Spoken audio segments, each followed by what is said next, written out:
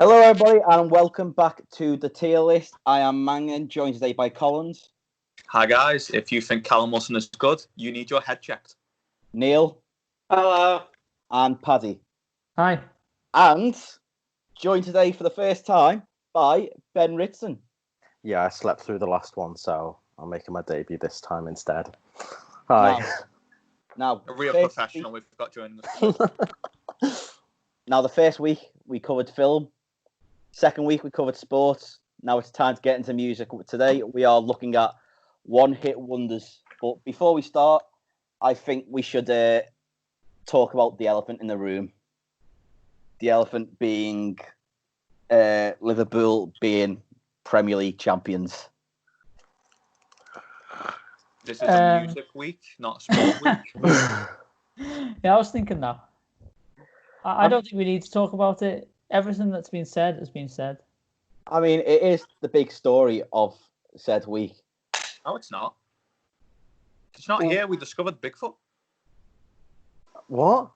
The video comes out and doesn't come out for another 2 days. Maybe we'll have an it'll overtake Liverpool. Wait, what's going on? I'm hoping we've discovered Bigfoot just so it takes you guys out the news cycle. It's just I heard something about aliens. So apparently on the moons of Jupiter, there might be like life there. So that could overtake it. To be fair, That's genuinely cool. I mean, to be fair, when Liverpool won the Champions League, it was the same day that Anthony Joshua lost against Andy Ruiz. So that destroyed any credibility Liverpool had. Yeah, I mean the final was a bit boring, but it doesn't matter. It doesn't matter. We won. Who cares? Yeah. Happy days. So yeah, one-hit wonders. We each have 5 hits from an artist, and basically, just gonna get our trusty tier list as Paddy describes it. If it's okay with you guys, I'd like to start. Go for it. Yeah, what? And I want to start right at the top, if that's okay, because once I thought up of this one-hit wonders, there's one song that I immediately thought of as being an absolute banger, and that is Hadaway's "What Is Love." What? Yeah. Oh, You putting this in the top? We're gonna have words, mate. Already, number one. I've got this on the complete opposite end of the spectrum. Seriously. Mate, this is one of the worst songs I've ever heard. It's so annoying. Are you actually serious? No, mate, it's one of the most annoying songs on the planet. It is one of the foundations for European clubs. I wrote notes on this song, but I can't bloody find them. Nice. Give me a minute. All right. Well, I might as well say my piece then. Go on. It is one of the foundations for European club music. It is probably one of the best or well-known songs of the 90s. It became number one hit in at least 13 countries, including the UK and US. And I reckon if it didn't come out, then club music would be a lot different. Like I said, this is one of the foundations. I'm hearing a lot of statistics here. I'm not hearing a lot of analysis of the actual song. Yes, which is terrible because it's super repetitive. It's a really short verse, and it's way too long, and it's really annoying. It's way too long. Yeah, it's too long. It's like 3 minutes. No, it's like 4 minutes, which is just too long because it's just just end already. It's just terrible. That was 4 minutes in a song too long. When it sounds like that, it's too long. When it says "What is love, baby, don't hurt me" about 400 times, from about the second time you get a bit like, come on, man, now, mate. Just someone tell this guy what love is, and let's get on with our lives. Do you want me to give you some quotes from people of what they felt of it? Is this Dave down the street telling you what he thinks? So, All Music editor Jose Promis called the song one of 1990s quintessential dance tunes. What do you think of that? Well, again, that's his opinion. But my opinion is it's rubbish. Yeah, it's one opinion. Okay, so an editor of a music company against Paddy from Liverpool. Yeah, but that's the point. We're giving our opinion. We haven't got the editor of this music company on our podcast. It's us giving the opinion. To be fair, mate, he's not Paddy from Liverpool. He's Paddy, founder of the tier listers. True. I mean, whoever that guy that you mentioned before, put some respect on my name. Yeah. Now, I'm kind of torn in both of your sides here, because I fully agree with Mangan that it is quintessential nightclub music. You hear this, you're going to start jumping and singing along. But if it ever showed up in the radio or playlist, I'd skip it. I'd change the radio, unless I was with the lads on the way to the nightclub in the taxi. It is a night out tune, and it is one of them where you would hear it in a club and you would dance to it. It's not. Yeah, I can accept it's iconic, but when I listen to this song, it just annoys me. It's just really annoying. There's going to be plenty of other songs that I'd say if they were in a nightclub, I would go for a drink. But we'll have to agree to disagree. We're never going to agree on this. Yeah, go on. I think it is one of those songs where you either love it or you hate it. So what else? What do you guys reckon? What is love or hating it, though? I hate it. Mangan loves it. I wanted to put this in decent because it's not something I would really listen to. But again, it is obviously iconic, incredibly popular, and all the rest of it. But personally, not for me. But I don't think it's as bad as Paddy's saying either. I think that's a bit harsh. That's fair enough. But I get what you say about songs being repetitive, though. Yeah, that's one of my pet peeves. I do get it. One of my pet peeves at music is like repetitiveness. Like, some people like that. I hate it. Yeah, so I put decent or maybe would skip. I'm kind of a bit torn. Put it this way: if it's on your playlist, are you skipping it or are you listening to it? I wouldn't put it on the playlist in the first place. Well, say it's on the playlist, right? It's hypothetical. I'd probably skip. Probably would. I'm going to be honest, lads, with the playlist that we put together for this, because I knew the song every time it came on, I skipped it. There you go. What do you reckon, Neil? What do you think of this song? I'm interested.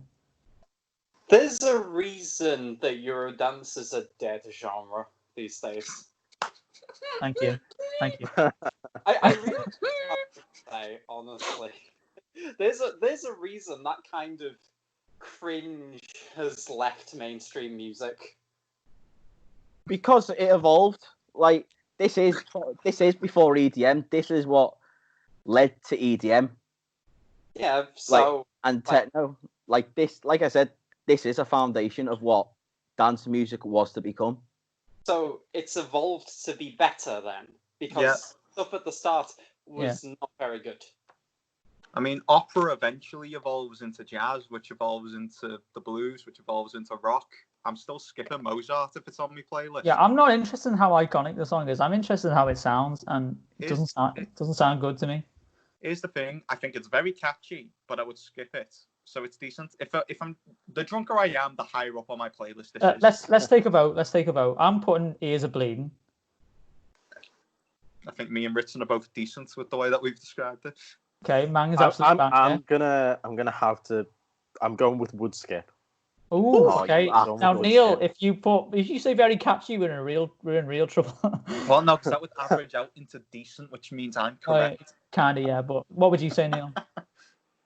I don't know. Maybe it's because I'm not a very fun person in my heart, but for me, it's absolutely an Ears Are Bleeding.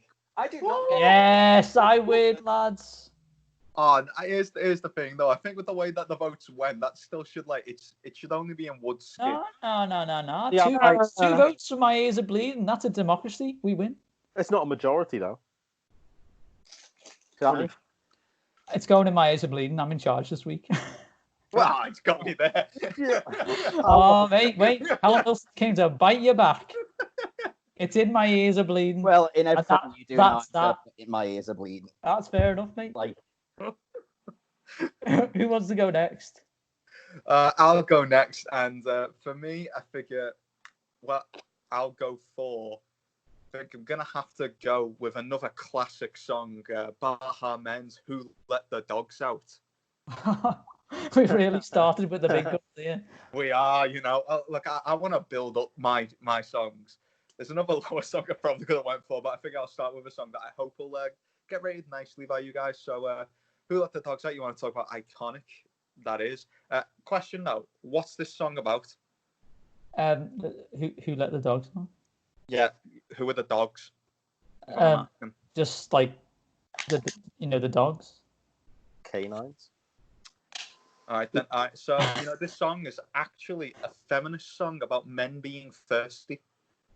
Oh wow! You guys know that?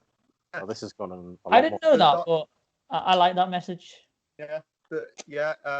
Who Let the Dogs Out is about women going towards men saying, "Oh, you're calling us sluts and skanks. Who let you out?" Oh, well, there goes the PG rating this week, Neil. Well, context. Yeah. Before when I first saw you put this in, I was inherent on putting this, and my ears are bleeding. But I listened to it again, and I've changed my mind to very catchy. It's actually really fun, isn't it? It's a very fun song, and actually the verse is a lot better than the chorus, I think. Yeah. I actually think the verse is really fun, and the lyrics are really funny. Yeah. And you can't deny that chorus is extremely catchy. So and a couple more facts I got about the song. So this song reached number 2 in the UK at its peak. Did you know last year a movie came out about the making of this song? What? Yep, it's called "Who Let the Dogs Out." Oh I know, wow! who would have thought it? Crazy. I can't imagine that doing well on the box office. I think that might have been a straight to DVD. Yeah. Obviously, in terms of the UK, you Liverpool fans might know it for it being made into a chant. Do you guys know what that chant was? You're gonna have to tell me. Top of my head, Who let the Reds out for Gerard Houllier? All right. No, that's before my time. Right. Okay. And every other fan of a different club chanted, "Who had a heart attack?" Oh wow! Oh, that's out of order. That Classy. All right. What do you guys think of the song?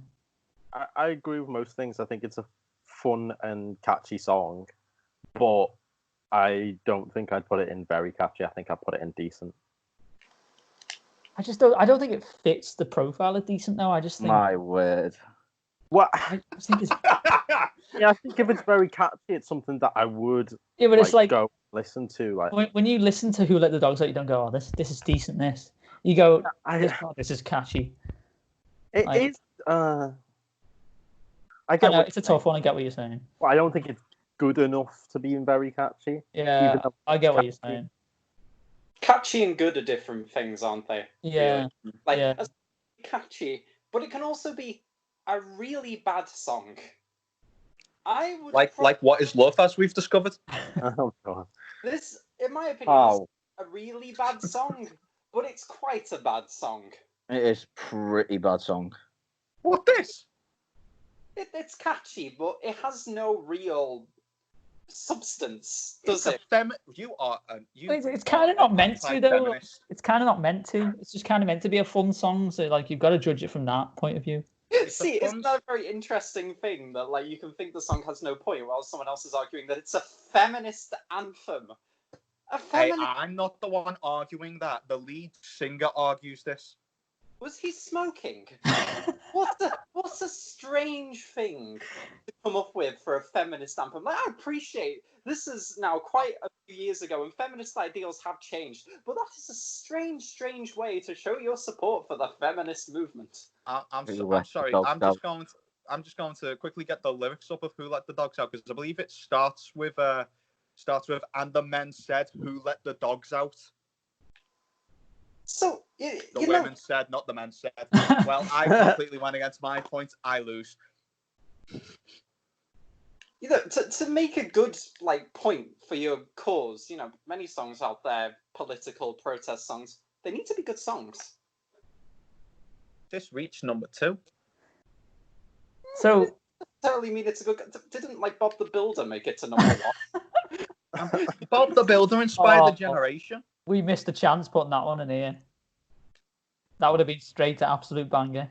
Right, where are we putting this then? Until the fellas started name calling and the girls respond to the call, I heard a woman shout out, "Who let the dogs out?" This is clearly a feminist song. It might be, but I mean, I can't particularly agree on the delivery of that message. Fair enough on that. Before we come to just a thing, I want to talk about the genius part of Spotify, where they like give like little bits of facts along with the lyrics of the song. They were talking about how the Baha Men really didn't want to do this song. They thought, "What, we cannot do this song. No one will take us seriously." No one does take them seriously. But, but the next line was, "The Baha Men were right to trust Steve Greenberg, as this was great. Steve Greenberg was a great person to trust due to him discovering the Jonas Brothers." Oh my god! I mean, this guy's got a real roster of he's got a real roster of artists. The Baha Men and the Jonas Brothers. I mean, this guy's legend status, I think. I just enjoy the fact, like, I mean, he doesn't discover the Jonas Brothers for another 5 years since this song comes out as well. It's like, oh, in 5 years' time, these people will be over the Disney Channel. Imagine that was your roster of artists. you could not take yourself seriously as a manager. I will say, if we're going on to voting where it should be, I have it as decent. I would say very catchy. I'm going with decent. My ears are bleeding. Same. Oh no. Okay, so that means would skip, I think. No, what? No, we are tied for decent, and the other vote is closer to decent than my ears are bleeding. No, I think two for decent, 2 for my ears are bleeding averages out a would skip, I'd say. Yeah, but then you've got one in very catchy too. Yeah. Okay, does that mean I get to decide and vote then? Yeah, your vote's closer to ours than your. Okay, I'm gonna put it in decent then. Sorry, lads. This is an absolute mess. Mangan is loving this week so far. They are not mess. They are very angry that the dogs are out. Very angry. Okay, shall we? Neil, I think this is quite a big change of tack. But the next one I'm going for is Psy's Gangnam Style. So, you know, a worldwide phenomenon of a song. The first video to reach 1 billion views on YouTube. And I would say that it's pretty terrible. Wow. Why would you say that? Because K-pop is fantastic. And Gangnam Style represents the absolute worst of it. You know, like you can listen to, like, you know, there are so many great K-pop bands out there, male and female. Obviously, the most famous one being BTS. You listen to any BTS song and think how much better it is than Gangnam Style. You know, the thing with Gangnam Style is it gave Western audiences maybe like their first exposure to K-pop, and they came with the idea that the genre is ridiculous and stupid. But at the same time, it's undeniably catchy. It's not. It is. No, you know the words "Whoop'em Gangnam Style." That's not catchy. It's got a catchy chorus. Hang on. What about the "Hey Sexy Lady" bit? Yeah, and the dance and the dance and the music. It's got a dance. That dance and music. The dance has nothing to do with the song.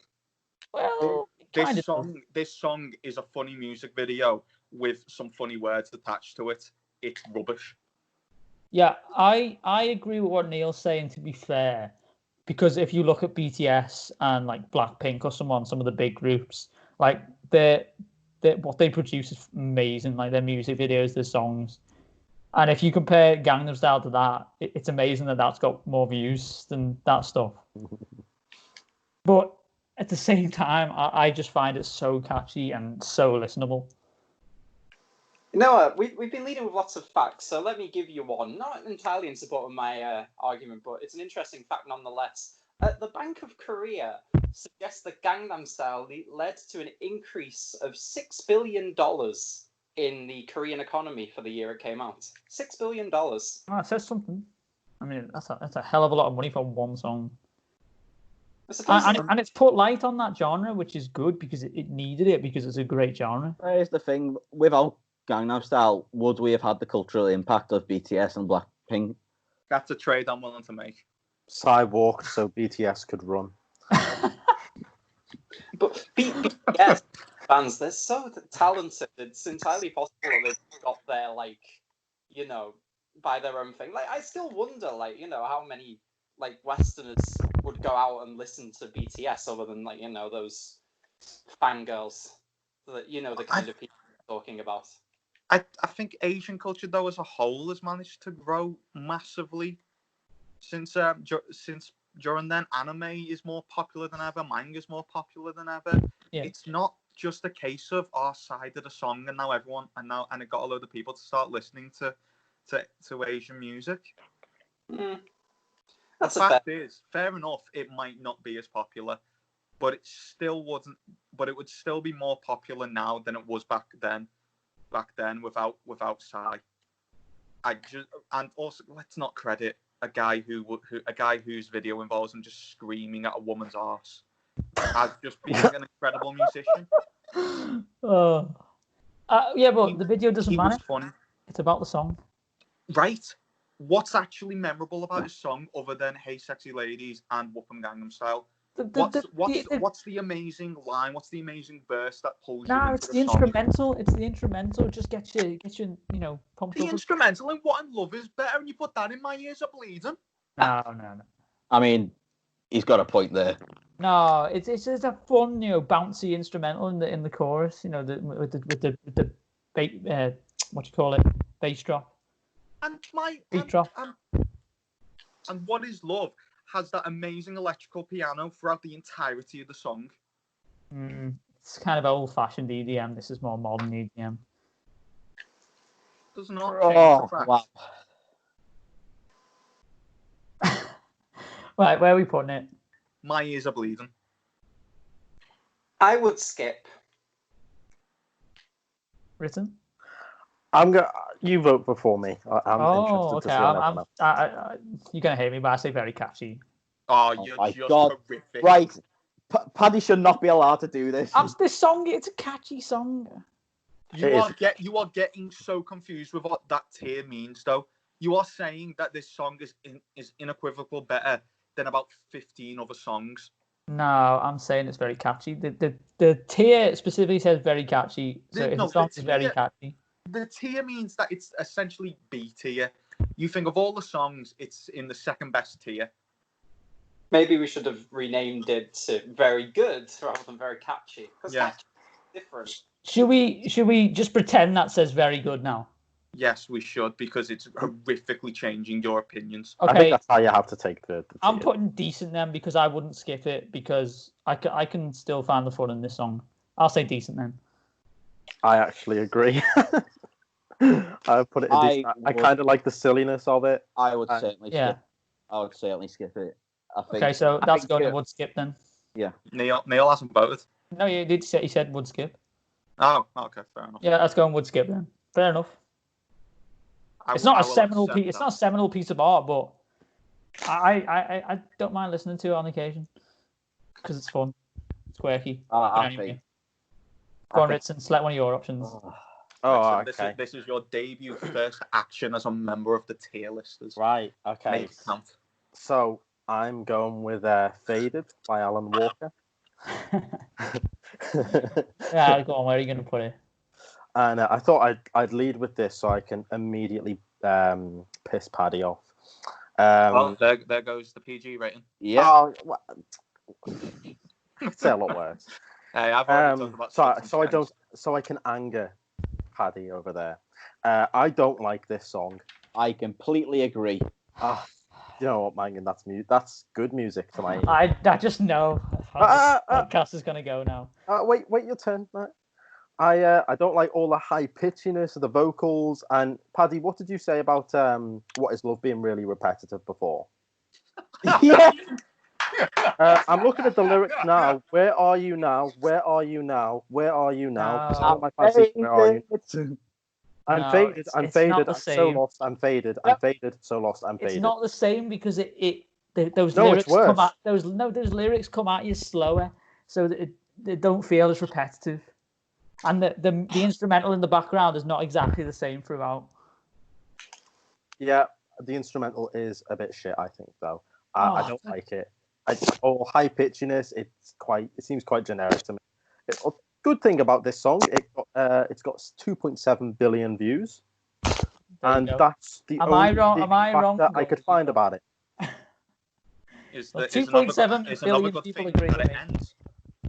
Yeah, it's 3 minutes 33 seconds.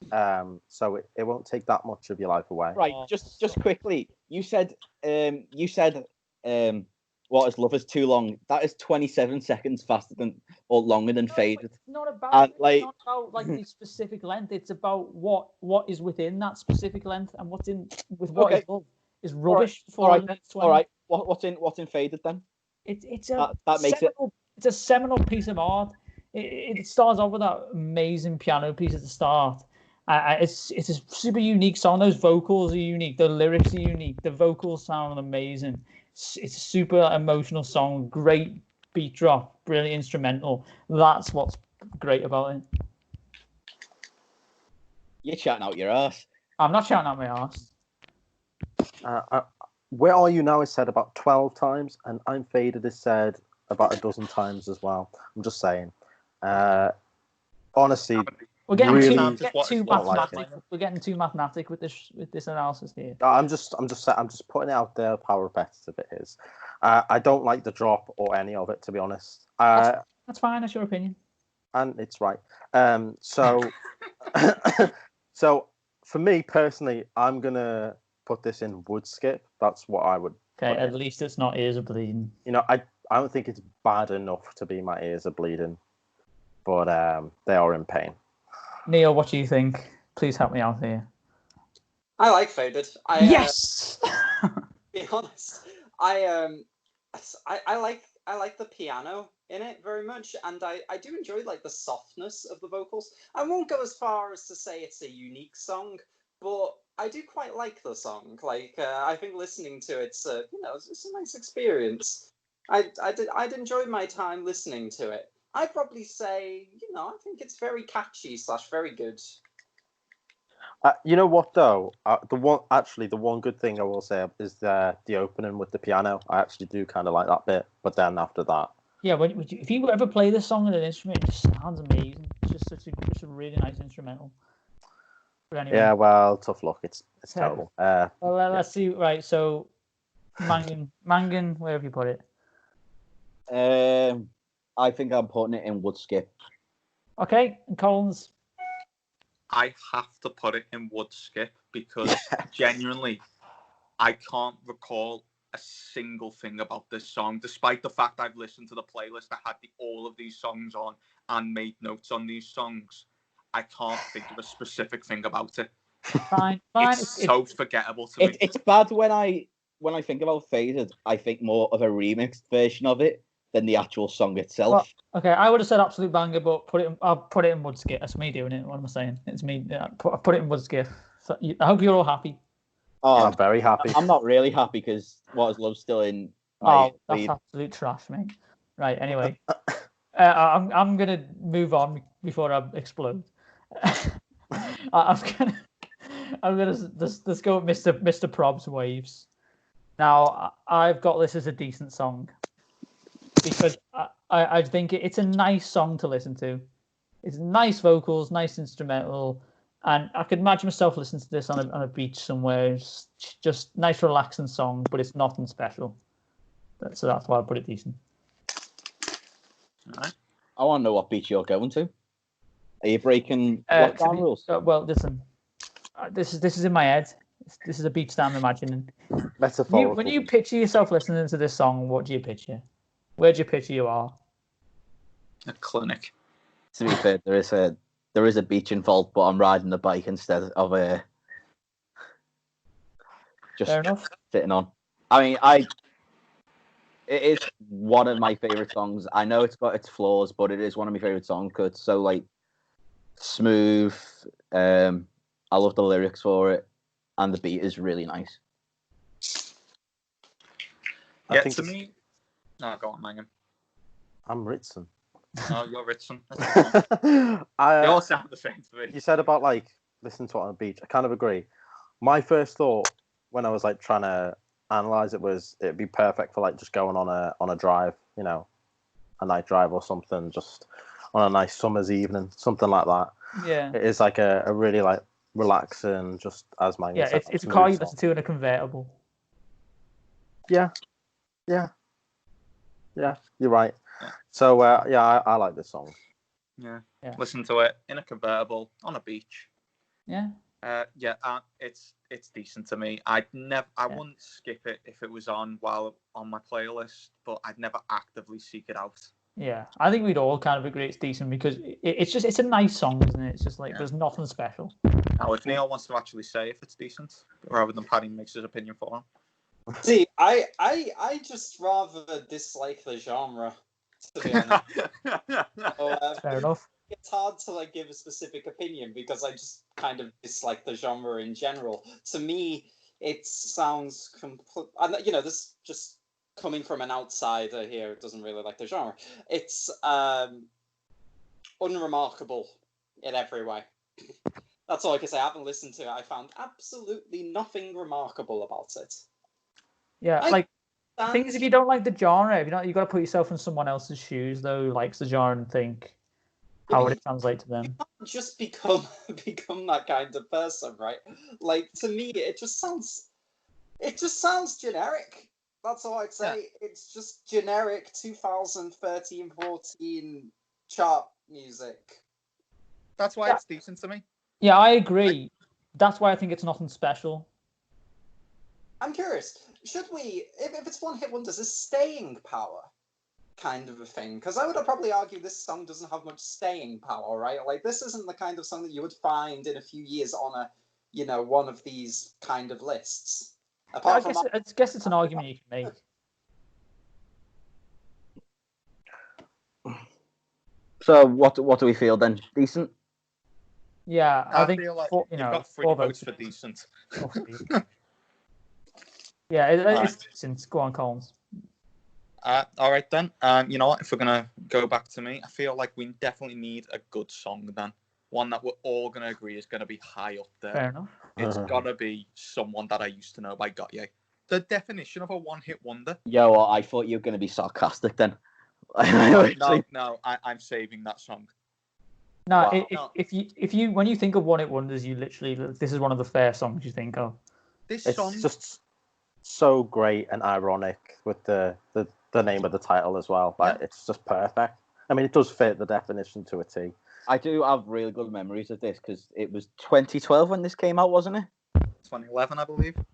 Was it 2011? But I went on a holiday in Florida in like 2012, and that one of my CDs I had, Somebody That I Used to Know, was like the first track, so I'd listen to it whilst going down the interstate, and I always think of that song like as really fond memories. So like I really enjoy it. Just talking about this song, so definition of one hit wonder. This song was on Gotye's 3rd album. I didn't know he had more than one, and it took him till 3 to get a song that people liked. Who's the woman? I thought they were a group. No, it's Gotye featuring Kendra. She's an Australian artist. She does a really good job, I think. I also really like the fact that because obviously it's a song about a bad breakup, isn't it? But it's not a song where it's like one person like having a go at the other. It's like it showcases both sides. Yeah, like this song is kind of like it's like a piece of art. This song, it's got like a unique sound. It's like, I like the way it builds up, like slowly. It starts slowly, builds up with that sort of xylophone instrumental. Mm-hmm. And when the vocals just hit in the chorus, it's amazing. And the vocal combination of the two. Yeah. Like it really works. So like you say, it's about the breakup. Gotye actually in articles, interviews, he says that he takes inspiration from one of his breakups about 6 years ago, where he says like it wasn't one-sided. It was sort of both of us sort of caused it to fall down between us. So he's taking his experiences from that, and I think you can kind of tell. Yeah, it's an amazing song. Yeah, talking about so obviously it reached #1 in 29 countries. Wow. 29. I mean, that's a hit if there ever was. Honduras only reached number 33 though, so I'm gonna have to put it in my ears are bleeding. I mean, if there's a group of people that know their music, it's the Hondurans. They're all snobs for music, I guess. Yeah, I think we're all going to agree on this one. I think we're all going to agree. Absolute banger. It's actually my very catchy because I have one song on my list that's better, but I am very happy for you guys to put it in absolute banger. Yeah, I've put it in absolute banger. Well, that's what I would say. I would put it in very catchy / very good. I put it in decent. Okay. I don't like it that much. I can understand why people like it, but I personally don't think it's that great when people talk about it. I just don't see why. Like the build-up, for me, it takes too long for the duration of the song that it actually lasts, and I don't know. I think it's good. I just don't think it's amazing, personally. But I think I sort of see your point. Especially if there's one criticism I have, it's you get all that build up with Gotye's side to go into the chorus, and then you have to do it again for Kendra. Yeah, it's just that's my one criticism. But I sort of also really like it because it is like an argument between a couple that are breaking up. It's like they're building up their arguments and they're getting more and more passionate into it, and then they break out into that chorus where they just let everything out. Yeah, I think you've hit the nail on the head. You've hit the nail on the head with that, and that's why I think it works so well. I just sort of also agree that, like you said, it's a bit like a work. It's a piece of art rather than a song that you typically see like top of the charts. It's the fact that if you then go through all that and it gets all that down, and then you're gonna have to build up again, and it's really slow. It can sort of take it out of you from the song. But it depends who you are. Yeah, for me it doesn't. I also say I know that we are judging the music rather than like everything about it, but its music video is really good as well, isn't it? Yeah. It really represents the song. Like it's like art as a music video and art as a song. It's also been parodied so many times. Saturday Night Live have done it. College Humor have done it. Saturday Night Live did it when Gotye was performing there. They had Andy Samberg playing Gotye. I can't remember who was playing Kendra's part. But yeah, 1.4 billion views at the moment. Amazing. Yeah. What do you think of it, Neil? Minimalist brilliance. Yeah.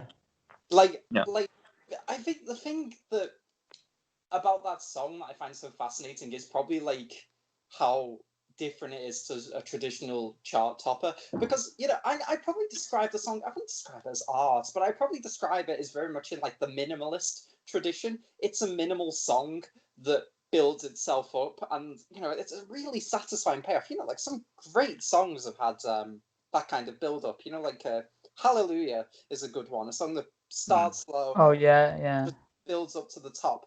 And that's just such an amazing thing to see actually top the charts, not chop the tarts. Chop all the tarts. Oh, mate, I wouldn't be chopping any tarts. Eat them whole. Anyway, yeah, I think it's a brilliant song, just for like its achievement, like bringing something that's so different, like right to the top. That is an incredibly impressive feat. Yeah, where would you put it in the tier list? I think it's very catchy. Yeah, okay. I think we're all. Well, I'd say absolute banger, but I'm happy to go very catchy. That's good enough for me. Go on, Mangan. Right.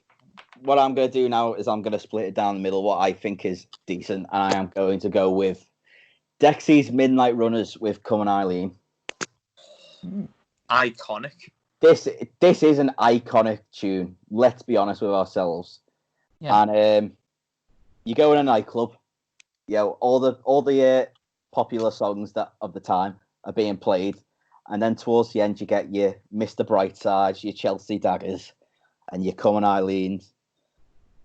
It always ends on Come on Eileen as well because of it all bringing everyone together. Everyone's in a circle, waggling around, swaying, going Come on Eileen. Then it just ends, and everyone's tired out and ready to go home. Exactly, it is. It is one of the songs that really gets the most out of people in terms of it. A musical sense. It's got the Celtic style fiddle over a drum beat, bass guitars, pianos. Like it's a proper and the lyrics as well. Like the one towards the last chorus, when they go, it starts slow, then it gets faster and faster and faster as everyone's in that circle. Get ready to go absolutely mental. Yeah, no, I actually like the song. I thought I wouldn't before I listened to it again, but it's actually like a bit more complex song than you'd think. It's quite layered in terms of like the instruments it uses, and the vocals sound good. The chorus is like one of the most catchy choruses you'll ever hear. I like it. The thing is, like with Come and Eileen, it is a song for a party, and that is probably the main reason why I put it at decent and not higher up, because would you listen to it on a walk around the park or something, or would you do that? It is something for a party sense. Well, thing is, I can't actually understand what he's saying apart from "Come on, Eileen." I can't understand any of the lyrics. This song's on my playlist. It's an absolute banger. Wow, I'm surprised. I thought I was going to get a bit of. This song's fantastic. I do love it. I kind of agree with you, Mangan. I wrote down decent. I could say a very catchy as well. That's the thing. If saying very good. Instead. If I was thinking about if I wasn't thinking about where would I play it and all that, it would be absolute banger because of everything else. But I am thinking of where would you listen to it in a sense. If I could understand what he was saying, I'd probably put it one tier higher. But I'd probably say decent. I do agree with you with the not understanding what he's saying. The little sentence he does at the end, I still don't know what he's saying. And I thought they were Irish, No. No. I like his voice, but I just can't understand what he's saying. I like his voice, to be fair, but I think the song it's great fun. It's great fun, but it's not much more than great fun. I would say it's decent. It's not more than that. It's fun. It's great fun, but it's not some musical masterpiece. No, I would agree with that in a sense. It is what it is. It's rough around the edges, and people love that. Yeah, it was more complex than I was expecting, though, because there's a lot of instruments going on in that instrumental, and the way it changes up from the verse to the chorus is very. And it is a proper 80s song, gets everyone in the mood to have a dance and all that. Risson, what do you think of this song? It's a classic. Obviously, there's not much more to add on what you guys have said. It's incredibly, catchy chorus and that and everything. But at the same time, it probably is just kind of a party type song. It's not something I would listen to just, if I was just chilling in my room or out for a walk or whatever. So, but again, if it's a song that everyone's gonna sing along to, so it is good, but I would put it in decent as well. You should go for a run to this song, because you start and just run to the pace, because at the end you're sprinting properly and you get a good run out of the song. You get a warm up and a warm down, Yeah.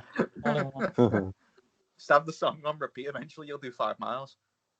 Yeah, I think were we saying decent for this one then? I put it at decent. We've had 3 votes for decent, so I've been beaten. Yeah, you've been defeated here. But I think decent's fair. I mean, it's nice to not have everyone attack me for my choice. One choice.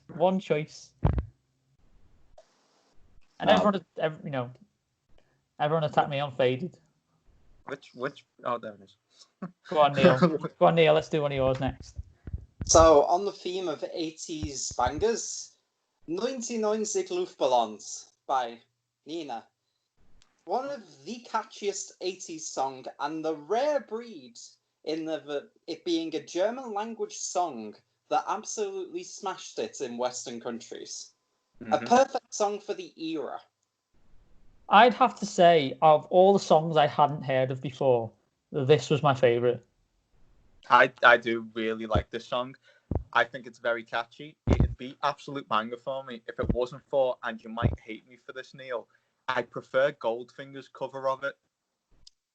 See, I don't hate you for that because I also really like the Goldfinger cover of it. Yeah, I think it's still an absolutely amazing song, 99 Red Balloons.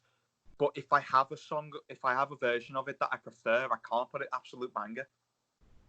A lot of people say that the meaning of the lyrics is a bit diluted. Yeah. Just, to explain, the German lyrics explain basically a Cold War scenario where a missile is accidentally fired at a balloon after it's mistakenly identified as a UFO, or something around that line, and it basically destroys the world. It's a really dreary song in that way. Well, it's actually, but maybe the meaning of it is, but it's actually a very fun song to listen to. Like, I love that like synthesized instrumental. Yeah. Verse. Oh, it's so good. I'm really surprised you didn't hear this, Paddy, before like no, last week. I hadn't heard it. No. I also listened to the English version because I think I much prefer the German one. I do think it is one of those sort of iconic disco songs of the 80s. Yeah, this song is definitely one that's better in German. I would recommend giving the Goldfinger cover a look if you haven't heard it. You might not prefer it, Paddy, because it is more of a rock base. They're a punk ska band, so you might not like it as much. But I just prefer that cover, which is what stops you from making it absolute banger.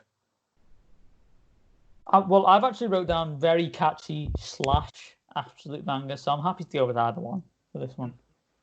It's a great song. It belongs in one of those categories. Yeah, I really 100% does. I had it as a banger. I think it's very good.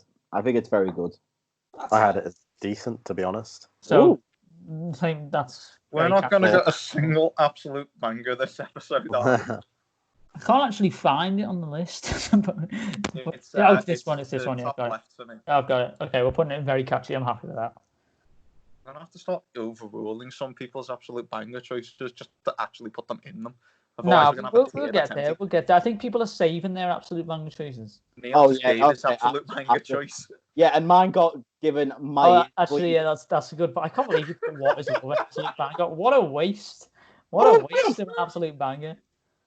I can't wait. Nah, to be fair, Mangan, I said it was a decent song, and I can't believe you put that as absolute banger. It's for its iconicism, really. Well, we've done this. We're not going back to this. Go, Ritson. Right, Ritson. Right. Okay. Next, I'm going for "Rude" by Magic. Okay. Classic. Really catchy song. Love the vocals and the music. Like, the beat and everything. Really chill. It's something I definitely listen to. Wouldn't skip it ever if it came on. And I put it in very catchy. Wow. Okay. Yeah, I mean this again, like somebody that I used to know, is like iconic of One Hit Wonders. It's what you think of when you think One Hit Wonders. Yeah, 1.8 billion views on YouTube now. And yeah, I really like this song. I was kind of torn on whether to put it in absolute banger, but I thought just very catchy because it's very good. But I don't know. I think I've got something that's a bit better. Interesting. I really like the instrumental, like the reggae sort of instrumental. I like the lyrics as well. It kind of like tells a story, and his vocals are very good, and it's insanely catchy. I'm actually surprised they haven't brought out anything else because it's such a good song. No, yeah, the music video is tells a bit of a nice story, I guess. Yeah. But obviously it's not about the video, but that's just I guess a cherry on top. But yeah, really good song. Interested to see if anyone really disagrees with that. I think this song is so overrated. I never liked it. There we go. I never liked it. I'm sensing a theme here. And that theme being, you two are wrong. Oh, sorry, it's got actually a rubbish song because I believe I put it high up there. Let's see what you have to say about Rude. Look, I think Rude, I do like the reggae beat. I'm not saying it's my ears are bleeding, but I also don't even think it's decent. I'd skip it every time. Wow. Damn, this is the most divisive we've been. I don't think there's anything really special about this song. It's just reggae beat, guy sing talks. And I think you made a bit harsh there. I like maybe. this. I will say I quite like the song. I think it's fun. It's fun. You know, it's not exactly a masterpiece of reggae music, is it? But No. it's fun. No, it's not like Bob Marley. All right, I'll give you. When this song first came out, I thought it was very fun. So you know, maybe I put it closer to decent than I would My Ears Are Bleeding. But as time's gone by, there's nothing special about this song to me. So you think it depletes as time goes on? Yeah. You know what? Neil brought it up. I don't think there's any staying power in this song. Fair enough. That's a fair argument. I could see that, but I just think it's so fun and it's so catchy. I couldn't put it any lower than decent. I've actually got it an absolute banger. Maybe I'm being too lenient here, but I don't know. Right, so should we take a vote then? I'm saying very catchy. That's how I put it. Paddy, absolute banger. Yeah, I'd say that. Okay. I'm gonna up my vote to decent for whatever a year-old me I was when it came out. Okay, Mangan. I'd put it at Woodskip. And Neil. I reckon it's decent. So where are we putting that? Decent then? I don't know. I feel at that point you might as well let the person who introduced it overrule and give it very catchy. No, but we've got 3 decents there. No, we don't. We have 2.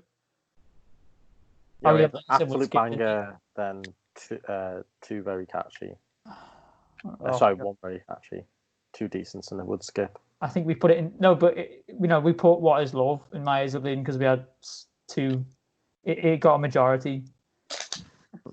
Okay. So I think I just think we have to be fair here. I'm not gonna argue. I'm the one. I completely disagree, but we have to be fair. If I'm having What Is Love in My Ears Are Bleeding, I've got to say we're gonna end up with some really stupid song as the only absolute banger, and have to decree it as the best one. I think you guys have been too harsh. You guys have been too harsh. I've had said like 3 of these songs are absolute This bangers. is coming from the man who thinks What Is Love is Exactly. My Ears Are Bleeding. Oh, it's so annoying. It's such a. Don't like keep coming back to that. Keep coming back to that. It's almost like Paddy. The majority of the people don't think it's My Ears Are Bleeding. Well, If actually, we got the majority did. They'd have a great. I will stop my complaining if you put it up to Woodskip. No, we need something in My Ears Are Bleeding. Are you joking? Have you seen some of the songs that No. Okay. I'll think about it. Oh, when we see the other songs, I might move it up 1 at the end. No. I'm going to move on to this one because I'm quite interested to see. This is probably one of the lesser known songs. It's Locked Away by Our City, which is one of my songs. I used to love this song. I'm not gonna lie. This is me being like you said, Collins, with when you first listened to Rude. When I first listened to this, I used to love this song, but like as times went on, I'm like, oh. See, I've got it in very catchy. I listened to this song for the first time when our playlist came out of all the songs. Dreadful. This song is generic, and Adam Levine's vocals are painful. Oh my god, I'm gonna say the absolute opposite. I think his vocals make the song. I love it. That's because the rap is nothing. The rap's forgettable. You're right. Yeah, that's why I haven't got it an absolute banger, because I really love the song, but Our City's part in the song, and they're the main artists we're thinking about here, is not that great. And if you replaced any artist with them, it could have even been better. But I love his vocals so much in the chorus. We're basically both at the opposite arguments here. Yeah, we are. You like Adam Levine, so you think it's a good song. I hate Adam Levine, so I think it's a terrible song. I guess if you don't like Adam Levine, but it's just, for me, I think his vocals add so much to the songs that he does. I really love him as a vocalist. No, that's the thing. It's this song, because I like Maroon 5. it's just this song. I really something while listening to this song and Adam Levine comes out and it's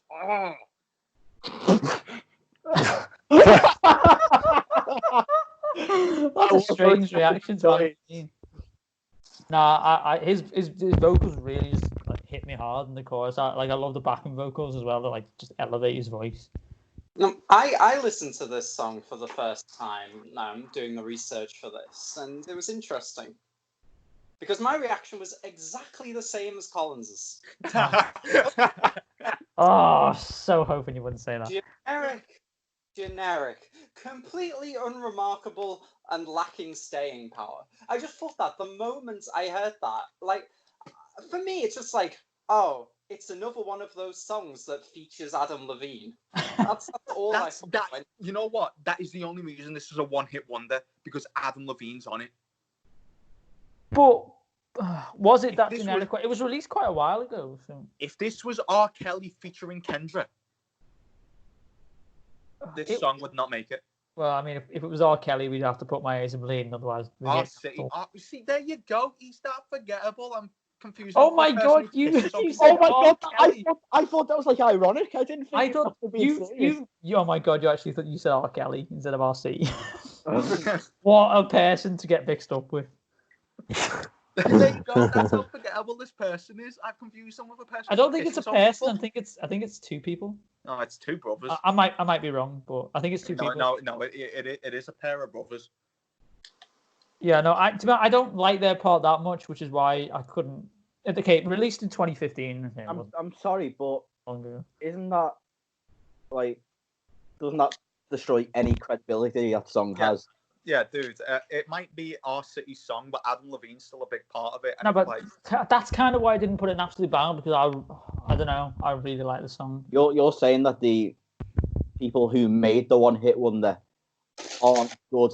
The only reason is because Adam Levine. Yeah, that's why I haven't got it at the top. That's why I've loaded it down. Hang on. Credit to our city. They still wrote Adam Levine's part. Oh, did they? Yeah.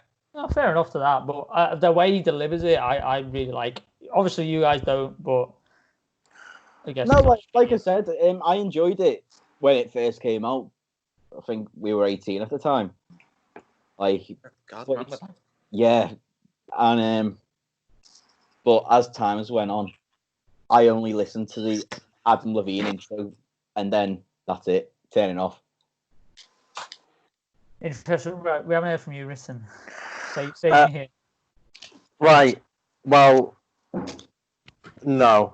Okay. No, it's not bad.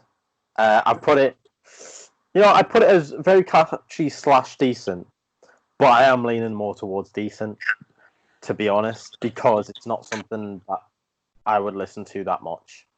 I think I would get tired of it pretty quickly. But I do think it's still a nice song to listen to, but again, I just don't think it's something I would listen to much. Yeah, I think actually I've been a little bit generous, to be honest, with this song, putting it very catchy. I'd probably lower it to decent. I'd probably lower my vote to decent, but without our city's verse, I'd probably put it very catchy. So I'll say decent. All right, so what are the votes then? Me and Neil are in My Ears Are Bleeding, I believe. I don't think it's that bad, because it's not a bad song. It's just you've betrayed me, Neil. Generic. Nah, I just put it in skip. It's one of those songs, like, you put it in your playlist and you think nothing else about it, you know? It's not going to make your day better. It's not going to make it worse. It's just completely forgettable, but not bad. Oh, no. When this song showed up in the playlist, every time I was listening through it, I did feel a bit bad. Go on, Mangan. I do. I personally would put it. I'd personally put it at decent. Okay. I used to enjoy it earlier on. This song is not going to make decent, is it? It's 3 votes for decent, mate. It's there. Oh, this is horrific. This is the worst thing to happen since Liverpool won the league. You're not having a good week. You've only listened to the song once. I think you need to give it a bit more of a chance. No, I listened to it 3 times. Oh. Well, I've got to be fair, hang on. I did enjoy the Genius. There you go. There's a nice thing I've said about it. The Genius Spotify part, that was quite nice to listen to. I do admire our city's story. It's about their dad being in jail, I believe. Oh, I mean, and you said that is my ears are bleeding. You heartless, swear word that I can't say. Mate, we've already swore. We might Okay, as well. you heartless bastard. Right, How did you know I was born out of wedlock? Well, I didn't mean it literally, but if you want to take it that way, that's perfectly fine. Go on, you pick the next one, Collins. All right, then. I've got my big two that I'm saving until the end, so I'm going to have to talk about the Macarena. The definition of a one-hit Well, okay. Definitely the lower side, yeah. Look, at the end of the day, you guys know all the lyrics to this song. I don't. No, I don't. You do. I don't. Well, No, because there's a lot of Spanish in the verses. yeah, but you'll pretend you know them at a party with your family. To be honest, Yeah, I won't. To be honest, I'll just kind of wait. I'll wait till the chorus to hit and I'll do the dance and then I'll sit down. Or I won't even get up in the first place because Exactly. I don't want to be at a party where this is playing. I don't want to be told what I do in a nightclub. If How the Macarena dare comes I'm on, sorry, you I am not chat dancing. slide every time. I never chat slide. I don't want to be restricted to specific dance moves. I've got my own body popping skills, to show off. If you don't cha-cha slide, we can't be friends. Why is that not in my top 5? Yeah, cha-cha slide's better than Macarena. Yeah. I'll Well, bet the those Macarena things, came to my head first. Can we? Yeah, but I think we're gonna have to judge this as a song, though. And as a song, it's absolute garbage. This song is a party song for families, and in that case, you can't criticize it. Well, you can. Oh, You can because I'm putting it in my ears are bleeding. Because Look, it's I am going to say it is my wood skip. okay. Does anyone else agree with my ears are bleeding? I would put it in my ears are bleeding, and I think that What Is Love should be brought up now, because how dare that be compared? I would say ask yourself whether anyone on this planet would listen to that song in their sobriety. No. Hang on. I have a really key point. Neil, you talked about the staying power of these one-hit wonders. Does any song have more staying power than the Macarena? Yes. Yeah, although this is... Man's not hot. Oh, no! No, I'm joking. You haven't can tell... had that song yet. Wait to spoil your next choice. Well, maybe I have, maybe I haven't. Well, you're going to have to now that you've said it. Well, you don't know where to put it, though. Right, go on, Neil. You were saying. No, I was just saying, a song, it can be iconic without being good. Don't forget that. I think a lot of these songs lie in that category. Look, I'm sorry. If you genuinely think that Gangnam Style is better than the Macarena. It is. Probably. It is. What would you rather listen to in a playlist, the Macarena or Gangnam Style? The Macarena, I can at really least boring dance to to the listen. Macarena. You can dance to Gangnam Style. You do the horse thing. Oh yeah, look like a right twat. Oh yeah, like you look like a. It's like Susan between Katie Hopkins and Susan Boyle. Yeah, you look really cool doing the Macarena. People will join in with the Macarena. No one's joining in for Gangnam Style. I disagree. I'd rather do. All right, you know what, mate? Do you want to walk out into the street, start doing Gangnam Style? I'll do the Macarena. We'll see who has more people joining us. Well, I think both of us would be sectioned anyway. I think no one's outside because it's lockdown. But for Gangnam Style, you're damn right you'd get sectioned. But the thing is, Collins, as you put, you said yourself, if you know the Macarena, you know it word for word. How would we know it word for word? It is literally the same as Gangnam Style in we do not speak another language. Gosh. Don't use my arguments against me. No, I think I have. I found it. can we just put it in my ears are bleeding because? Well, I feel I'm being firmly outvoted. The only reason it's not in my ears are bleeding is because it was originally meant to be my ears are bleeding song, but my Wood Skip song, as I listened to it, drove me so angry it managed to overtake it. But you know what, man? What I'm going to do for you, I'm going to move What Is Love up because No, I don't think we voted. No, you can't do that. We voted for My Ears Are Bleeding. No, 2 people did. The majority didn't. Well, I'm changing my saying vote. That is Mine the is majority. bleeding. I think. Okay, fine. I'll keep it in my ears are bleeding. Oh my god, this is absolute bull. You could not compare the by 2 the sounds songs. of it, I made the right decision. See, I've stayed quite on this because I actually put Macarena in absolute banger, but I'm joking. This is who you're Oh picking my to. God. I'm sorry, you couldn't have spoke up. I could have got it into wood skip. I didn't. Imagine. No. Macarena, What is, absolute at the end of the day, I am still seeing ahead of somebody as that I used to know. would skip. The Macarena. Oh my God. I'm sorry. Which song is Macarena in these pictures? So I know which is which. It's the dancing girls with the one right. that says Macarena above it. No, it says Akaren. I could Okay. easily be confused by that. Oh yeah, that's gonna be Man's Not Hot. Yeah. Alright, Speaking of Man's Not Hot, then Paddy, why don't you talk about it? well, it's not my turn, but screw it. That's It a nice transition. It was. Yeah, I've actually got this on the same level as Macarena, to be fair, Oh my god. because Bad. to me this is just the worst form of art. It's so unfunny, and that's the only point of the song. So why don't you put it at My Ears Are Bleeding? That's what I said. I thought you said would skip, didn't you? No, I said same level as the Macarena. Okay. Actually, yeah, okay, yeah. Yeah, so yeah, it's My Ears Are Bleeding. I think it's not for me. this Does lost anyone agree with Paddy? its charm after a week. Like, Man's Not Hot, Man's Not Funny. Like, Yeah, that's the thing. But maybe the first couple of times I listened to it, I was like, yeah, okay, this is kind of funny, but it loses the effect very fast. there's like 4 or 5 lines in a verse about sauce. And if you look at everything that Big Shaq's done after, it's absolute terrible, which just shows he's just not funny. I'm sorry. There's a lot of like great comedy music out there, even if it's a genre that most people don't really look at. It's a lot better than this. Even like old stuff, like people like Frank Zappa are absolute legends of comedy music. If you're gonna put Big Shaq on the same level as that would be absolutely insane. It's pretty terrible. The guy is not funny at all. No, I completely agree.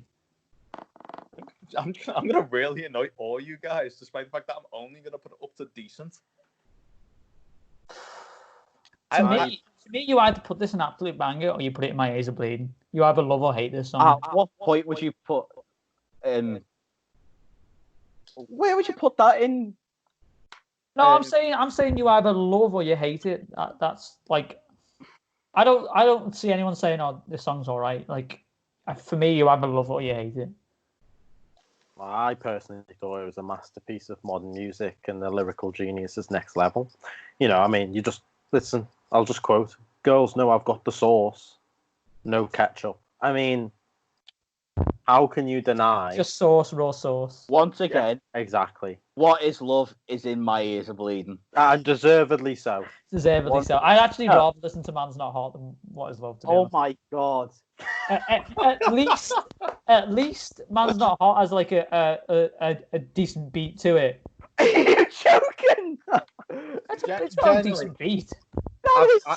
Oh my god. All right, guys, I've got nothing to actually input here, but can I just say thank you so much for Mangan for having this first song be What Is Love, just for the sheer comedy that you've provided for every other song being rated better than it.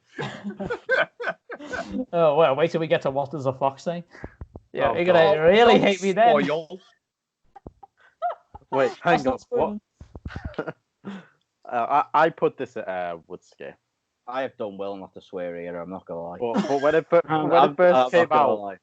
first came out, I would have put it very catchy because, first time or two you listen to it. Right, yeah, lads, I agree. Lads, what is 2 plus 2? It's 4. 3. And you know that because of the song? Yeah, it's true. It's you know what? It's educational. Yeah, it's true. They play this in maths classes in their primary school. It's not mental maths anymore, it's quick maths. Yeah. Yeah. -1, that's 3. Yeah. Exactly. You would have known that. You're all You're going to hell. criticizing the song, but you're quoting it right now. Listen, it's catchy, but it's crap. Neil, what's Simple your as. vote? I think it's pretty terrible. I would put it in Ears Bleeding.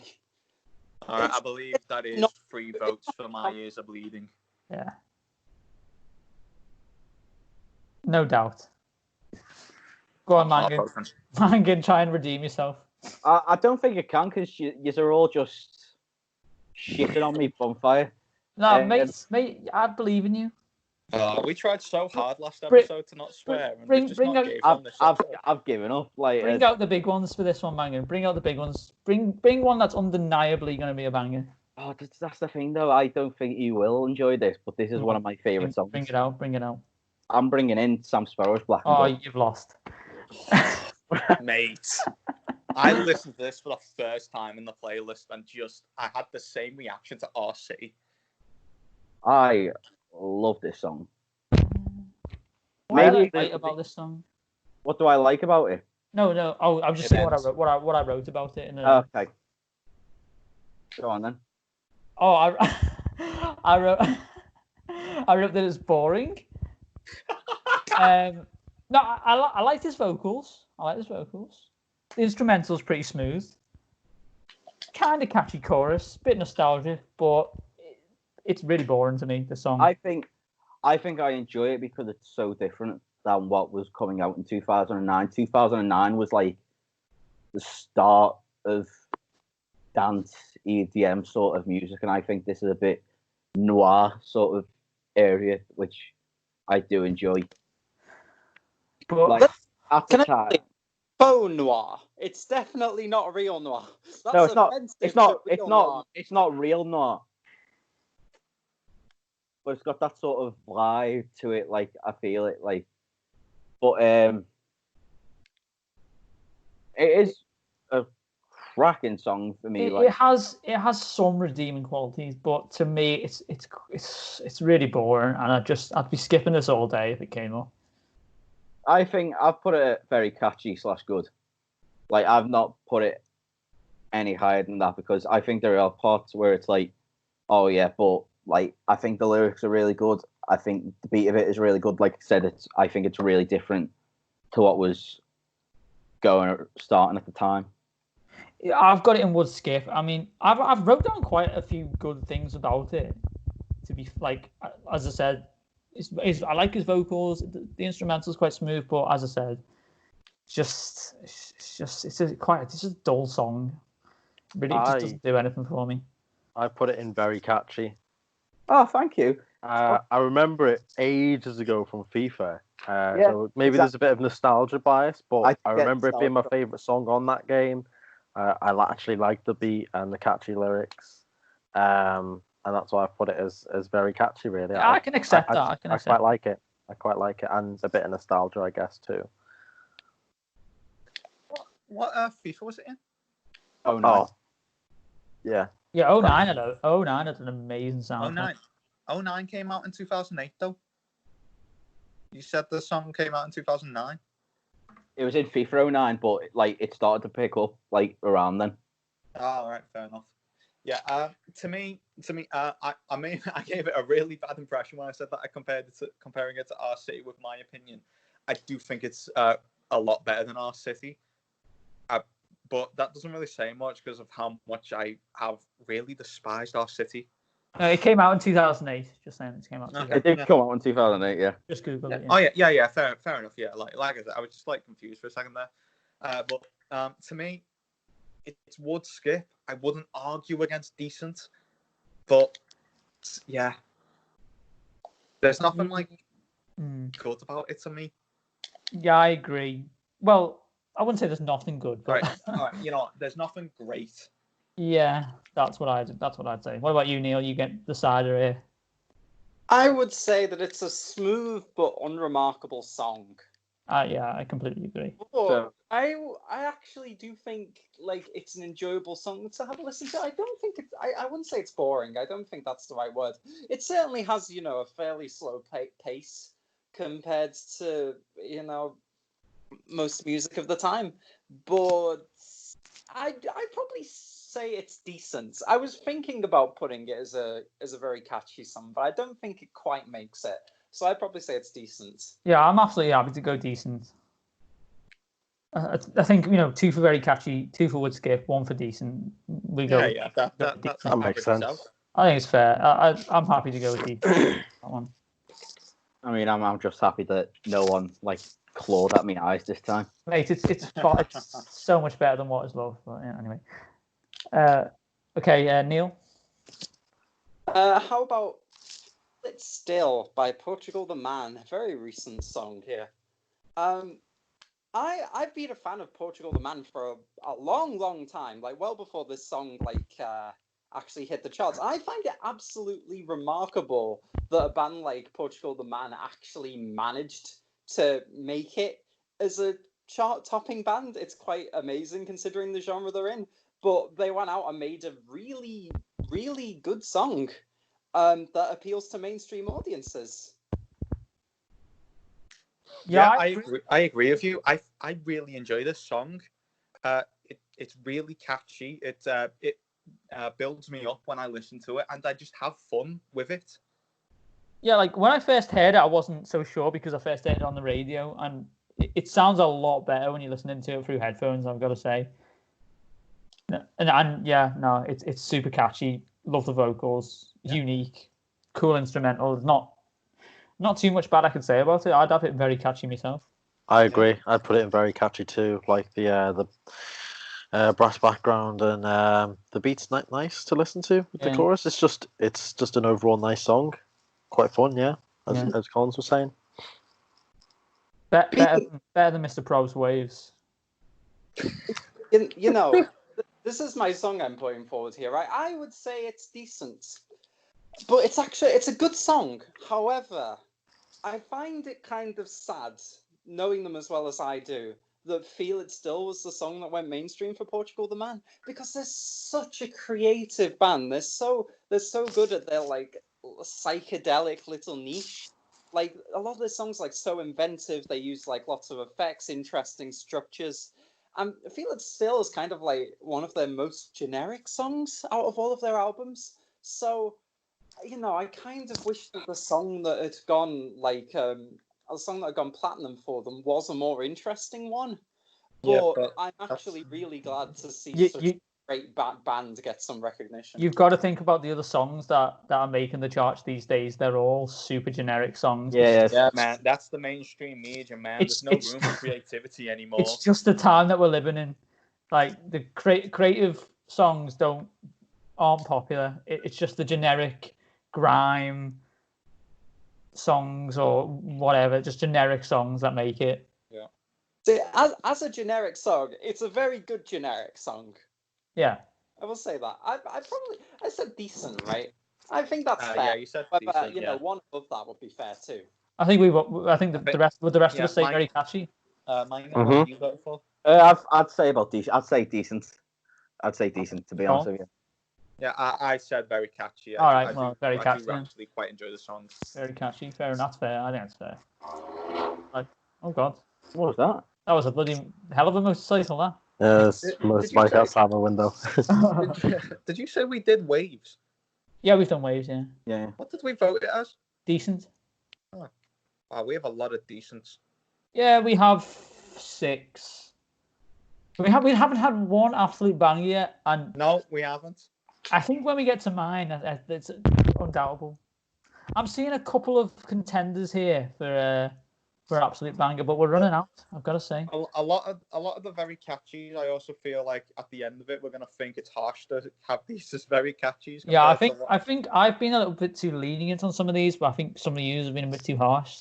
Oh, this is coming from the man who put What Is Love at I've been a bit too lenient here. One song. The very first song. It's a beloved song. All right, who wants to go next? Let it go, man. Let it go. I still refuse to let it go. I'm not letting this go. Well, wait, why don't we transition and go with "Let It Go" by Passenger? It's not "Let It Go," but "Let Her Go." And that's also Ritten's song as well, so it's a perfect I kind of wanted to save this one. All right, fair enough. If you want to save But, it. but Oh my God. you've done the I'll set you up now. transition. I'll set you up now. Okay, Let It Go by Passenger. Well, Let hair go. Let hair go. oh sorry, Yeah, you're thinking of Elsa, mate. yeah. Absolute banger, that one. No Right. doubt. Well, I mean, really simple for this. I don't think there could be any disagreements. I hate this song with a passion. I really hate it. I hate the way it's sung. I just hate this song so much that after a second I would stop it immediately and go on to a different, piece of music or whatever. I don't know what it is about the singing. It just sounds like he's trying to sound like a toddler. I don't know how to explain it properly. I just hate the way it's sung, and I get don't what like you're saying. it. I get. Like, He's got one of those voices that's and it goes quite through divisive. me.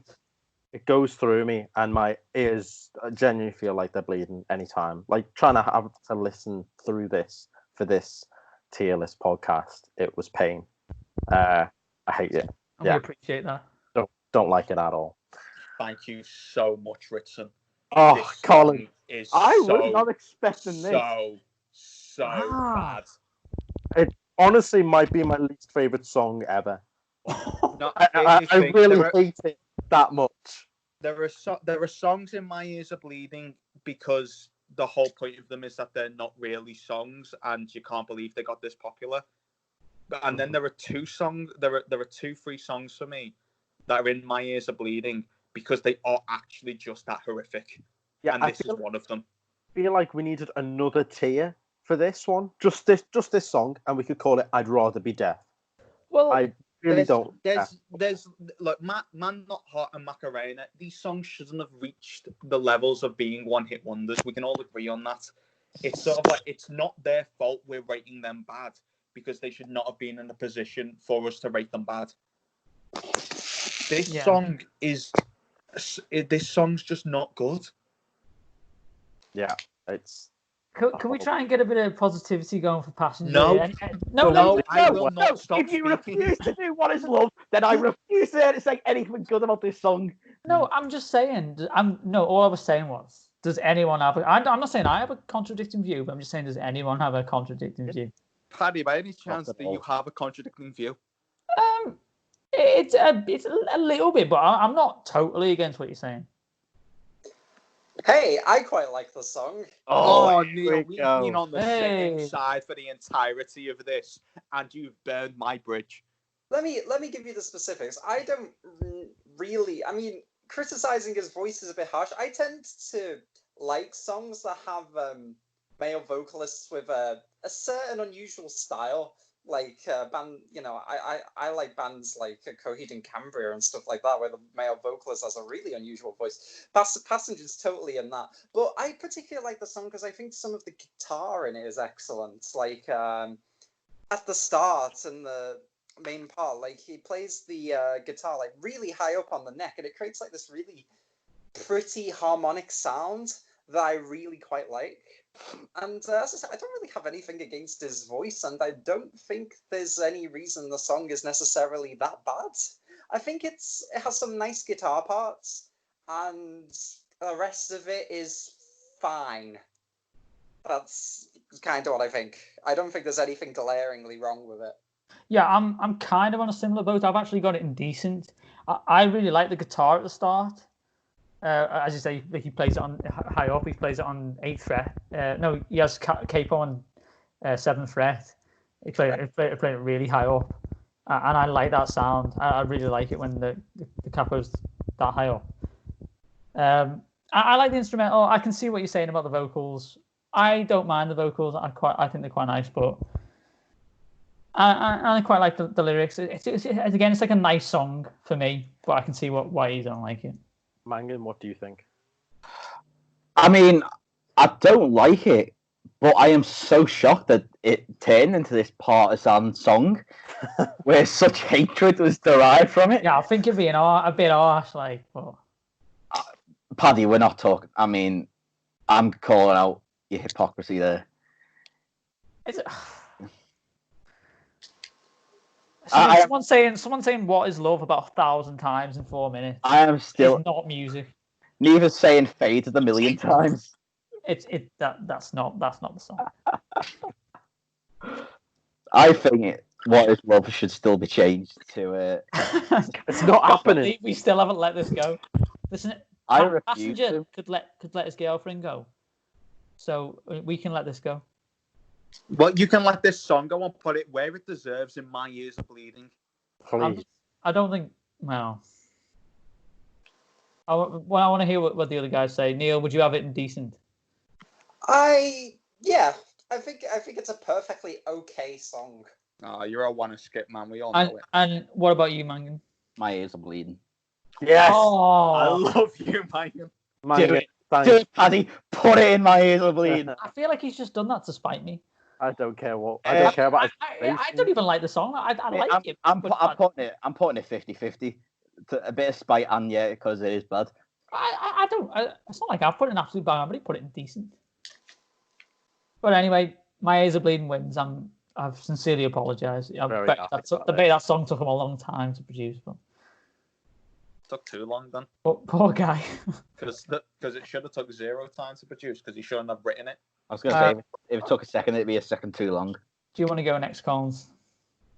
Have we looped round back to me? Yeah. All right, then. In that case, I'm going to talk about a absolute classic, an absolute banger. If you think differently, you're wrong. Fountains of Suns, Stacey's mom. Fountains of Suns. Are they the artist? Fountains of Wayne. Had a few beers, lads. It's not as bad as the R. Kelly one, but No, it's not. This song is genuinely brilliant. It gets everyone going. It's technically got a story to it if you like your songs having stories. And you know, every time I listen to it, I just think about my first year in university. It's so fun, and I can't hear a bad word about it. yeah, like in a club.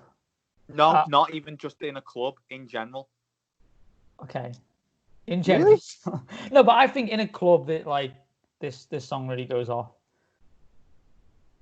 And that says a lot, I think, about any song. It's not terrible, but it just sounds pretty generic American rock, and yeah, I've written down generic myself. I think it's a bit crap. You know, I'd put it in would skip. I would never listen to this, you know, or on a playlist. I just wouldn't. I wouldn't listen to Stacey's mum. Well, what's she done to you? Well. Oh, Collins, how does this feel? How does this feel? I don't care, man. He's fighting for your He's team. taking it like a man. He's taking it like a champ. Here's the thing. I expected this. You led with it. So, anyone else have any other thoughts? I'm more on Collins's wavelength. Not so much. It's more like a decent to very catchy for me. I think it is quite generic. I agree with you, Ritson. Yeah. But then again, if it was in like a club party, you know, I can kind of get singing along to it. Like, you know, I'd be all up for that. But again, the lyrics is pretty cheesy, but it's kind of meant to be.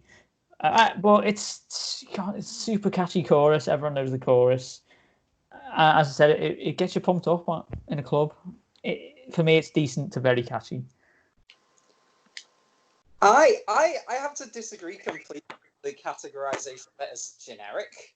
Like, thank you so much, Neil.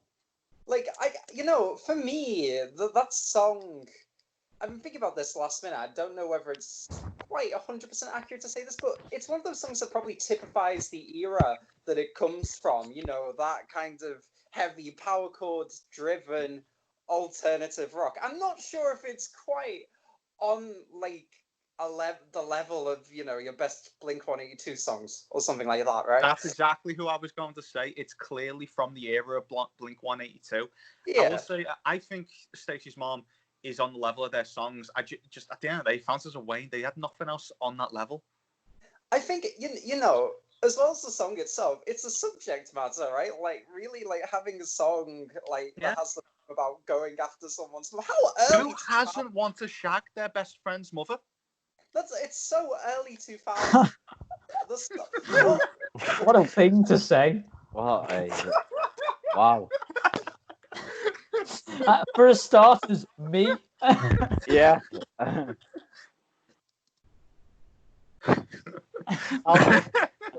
Actually, how is your mum doing, Paddy? I'll be honest. After this podcast, we'll be having all right, words. mate? We'll be having words about which which mate you're on about here. Let's just say, Paddy, there's a reason why I wanted to stay at your house. I was gonna say I think it's disgusting what Colin said, but I think my mum's gonna listen to this as well. So I think it's disgusting what Colin said, but just to change the subject quickly, how is your mum, Paddy? Is she doing all right? Oh mate, you're gonna regret this. She's gonna listen to this podcast. Paddy, I've never met your mum, and your mum's never met me. I'm gonna say my name's Bill if I ever meet her. That's a good point. That's even worse. I think. I'd just like to say no one's that gonna believe that. No one's called Bill. Bill Jones, how dare you? I've been Bill Jones for the last 30 seconds. No one out there is called Bill. And if they are, they might as well give up on life. Mate, when you're named after a flower pot, man, it's done out here for you. hang on a sec. What? What was that? Yeah. Flower pots. Oh, do you not know Bill and Ben, the flower Bill and pot Ben, men? the flower pot men. So Oh you're my god! named after a flower pot. Oh my god! Oh, yeah, I did forget about what the other name was there. You know what? You know what, Paddy? I was about to say. I'd just like to say I'm completely respectful of Mrs. Caroline, and I hope that she's doing well. But Suck up. you know what? I'm on Colin's side now. I forgot that it was Bill and Ben. Listen, You know, fun story. great I name. once had a nightmare where Bill and Ben came out the TV screen and ate me when I was 4 years old. This is a massive tangent from what we've just been talking about. really, me. This is a huge tangent. That would make a great movie. A great horror movie. Bill and I believe it's called The Ring. A character coming out of a screen and killing God. people.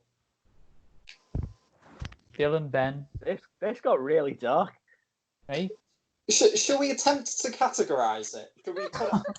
I've honestly forgotten what we were talking about. I think we got Bill and Ben, absolute bangers. Oh no, right? Yeah, we talk about Stacey's mom. She's more. She's got it going on. She's an absolute banger. Have you not watched the music video? You can't tell me Stacey's mom isn't an absolute banger. Are you in love with Paddy's mom? Mate, Paddy, can't you see? You're just not the one for me.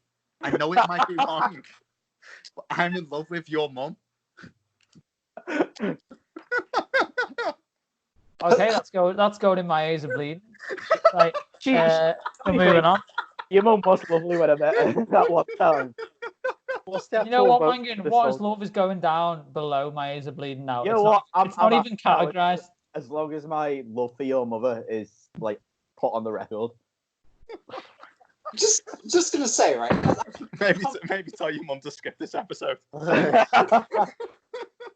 Wait, has this conversation we just had not kind of spoke to the enduring appeal of the song? Yeah, though? this is genuinely what the song's about. And I mean, I'm not gonna lie. I predicted this exact conversation happening when you brought this song. I just knew this was gonna come. I was hoping it wouldn't be me. I was hoping it wouldn't be me that'd be the victim, but I usually am. So it was gonna be one of us. We cannot deny that was not gonna happen. To be honest, it was either gonna be you or Ritson. Wow. Yeah. I mean, I love Trish. One of the best. Oh, there we go. All right, there we go. We got another 10 minutes now. Let's just let's make the exact same jokes, but about Ritson's mum, and then Paddy can cut out the part of us talking about his mum. Anyway, so Let's what's not the do vote? that. Let's just put bloody Stacey's mom In absolute where she banger. belongs. No, what? Come on, what's the vote?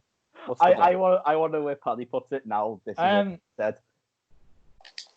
Oh, Go before on, you said it was decent. now I'm changing it to my ears are bleeding. God, Fuck you. you absolute hypocritical cunt. I don't even care. Oh, there we go then. Oh, that's a beeper. Oh, rated R this episode, mate. All our episodes are rated R at the moment. Okay, fine. I'll put it in decent. Well. No, you'll vote for decent. I'll I'm vote voting for decent. absolute banger. I voted Manga. for skip. Oh, is this? Oh, right. Okay, I'm putting it decent. So, I would have put it. I would probably put it lower if the Paddy jokes didn't come out. You're all horrible. Neil. I reckon it's very catchy. Oh, God. And I think in that case, we have to go for very catchy. No, we have to go for decent because they got the most votes. You're all horrific. Sorry, mate. We're all horrible people. These are the rules. It's my song. It should count as double. Well, tough, mate. If that was the thing, then It's tough luck, mate. You're not in charge this I was week. gonna say if that was the thing, then What Is Love would have been higher if it counted. as Mate, double, I but it's didn't not vote gonna What happen. Is Love as my ears bleeding. You don't You have did. to start making... No, hang on. You did when I said, "Oh, can we put it higher up?" And then you went, "Oh, I want to change my answer." Yes, that's because your reactions have been hilarious. I still think it should be lifted higher up, especially when I talk about my song. Mangan, move on to the next song because I'm sick of Stacey's mum. She's pissed me off, and I don't even know why this bitch is here. Well, if we are talking, shut up. We don't want to be caught out. Shut up, Collins. We don't want to be caught out by the copyright people. I know, yeah, we get copyrighted for If they copyright my singing, then bloody hell are they not getting money from it? that. But yeah, if we're saying that What Is Love is in the My Ears Are Bleeding category, then wait till you hear this song, because this could be one in a category of itself. I know what you're going to say. I am choosing In My Ears Are Bleeding, Crazy Frogs, Axel F. I knew it. Did this song ever get released? This song went number 1 in Britain. Mate, that's mental. This Yeah, makes me ashamed. Well, no, in phone ringtone sales. No, as in it actually went number 1 in the Mangan, chart. you are going to hate me so much. You're joking, right? No. It went number 1 in the charts. I've got it above What Is Love. How far above? Oh, don't worry, only one, but Okay. it's still above What Is Love. I'll tell you why. Right. I was fully expecting to put this in My Ears Are Bleeding, but I couldn't help but listen to this song and just laugh because it's funny. The Crazy Frog is funny. I think it actually is funny. has a kind of catchy beat, but Oh my god. but I wouldn't say the obviously beat's catchy. the bring ding ding ding ding ding ding shit is pretty annoying, and I just found that hilarious. I just think it's just hilarious. It's so stupid that it's hilarious to me. I despise it. Oh my! Despise it so much. I'm sorry, I have to interrupt. The Crazy Frog did a cover of Cha Cha Slide. Put it in absolute banger. Oh my! It's not a one-hit wonder then. That's a good point. Yeah. Can we disqualify the song on the basis of it's not a one-hit wonder? But I'll tell you, every Crazy you call Frog that a song one- actually made it big. I'll tell you one redeeming quality about the song. It reminds me of the game, The Crazy Frog Racer. Now, if anyone's ever played that, they'll know it's a fantastic game. You know Somehow, what? Yeah, there are worse racing games out there than Crazy Frog Racer. No, that is a really fun racing game. That, and that song reminds me of that, and that's kind of another redeeming quality. Lads, can we actually qualify Crazy Frog as a one-hit wonder? Because after going number 1 with Axel F, which is what he's put out, it then went number 12 with Popcorn, number 5 with Jingle Bells, number 11 with We Are the Champions, which is, by the way, it's peak, and then number 16 with Last Christmas. To be fair, it's clearly not a one hit. To be fair, Dexy's Midnight Runner had a couple of other number 1. All I'm hearing, however, is that you've not. However, wonders. if you'd let me finish, however, it is still categorized. They are still categorized as a one-hit wonder, despite it. I would count it. Everything we've talked about here, it's a question of whether it's a relative one-hit wonder, like, way higher than the success of everything else, or absolute one-hit wonder where everything else had no success and there was just one success. But in the case of this one, We Are the Champions with Crazy Frog in goal against all the robots is clearly its peak. How would you know? Does anyone else know of a Crazy Frog song? I don't know. No, Mate, no one there's else. literally a choir of about 50 Crazy Frogs singing We Are the Champions in its You video. are literally saying it to be a pain. I mean, to be fair... Mangan, I'm genuinely not. The We Are the Champions one is the peak of the Crazy Frog. I'm not saying that to be annoying. I feel like you're clutching at straws a bit. Let's just talk about the actual song rather than whether it's a one-hit wonder. It's too late now. We're in the middle of the podcast. It's a bit late. We're putting it somewhere. We're putting it somewhere, and it's one of the bottom two tiers. It's Neil, my ears are bleeding. Neil, what did you say? What did you put it as? I mean, it's god awful, isn't it? To be honest. It is. We're saying it's not a song. We're saying it went to #1 in the UK, yeah. Yeah. Well, they say the British people voted for Brexit, and they can't listen to coronavirus guidelines. So, what do you expect about their taste of music? To be fair, Labour were in power when Crazy Frog was out. Dear Lord, I don't even know how to process that. It's like, you say Labour, it was Tony Blair. It was. I think it was Gordon Brown. Nah, Tony Blair, 05. 05, okay. How have we gone from the Crazy Frog to politics? It's incredible. Right. I put it in my ears are bleeding, that's fair enough. I only put it one above because it made me laugh. No, the thing is, it's not a song, is it? No, it's not. But it did make me laugh. Because it's so stupid. Right, but it's my ears are bleeding, yeah, fair enough. Go on, Neil. How about No Rain by Blind Melon? Now, this is a song I really didn't know where to place. Because I feel like the background of the song and everything surrounding the song weighs a lot more heavy than the song itself. So I'm kind of eager to hear what you guys think of the song. I liked the vocals a lot more than I liked the instrumental. I found the guitar instrumental that repeated throughout the verse quite annoying. For me, you'll remember when we were talking about Passenger, I said there were 2-3 songs that I genuinely thought were songs, but were awful. This was one of them. I don't like this song at all. The lyrics annoy me. Like the way that they said fuzzy. It's like I can't really understand what's being said, but at the same time, not really worth listening to anyway.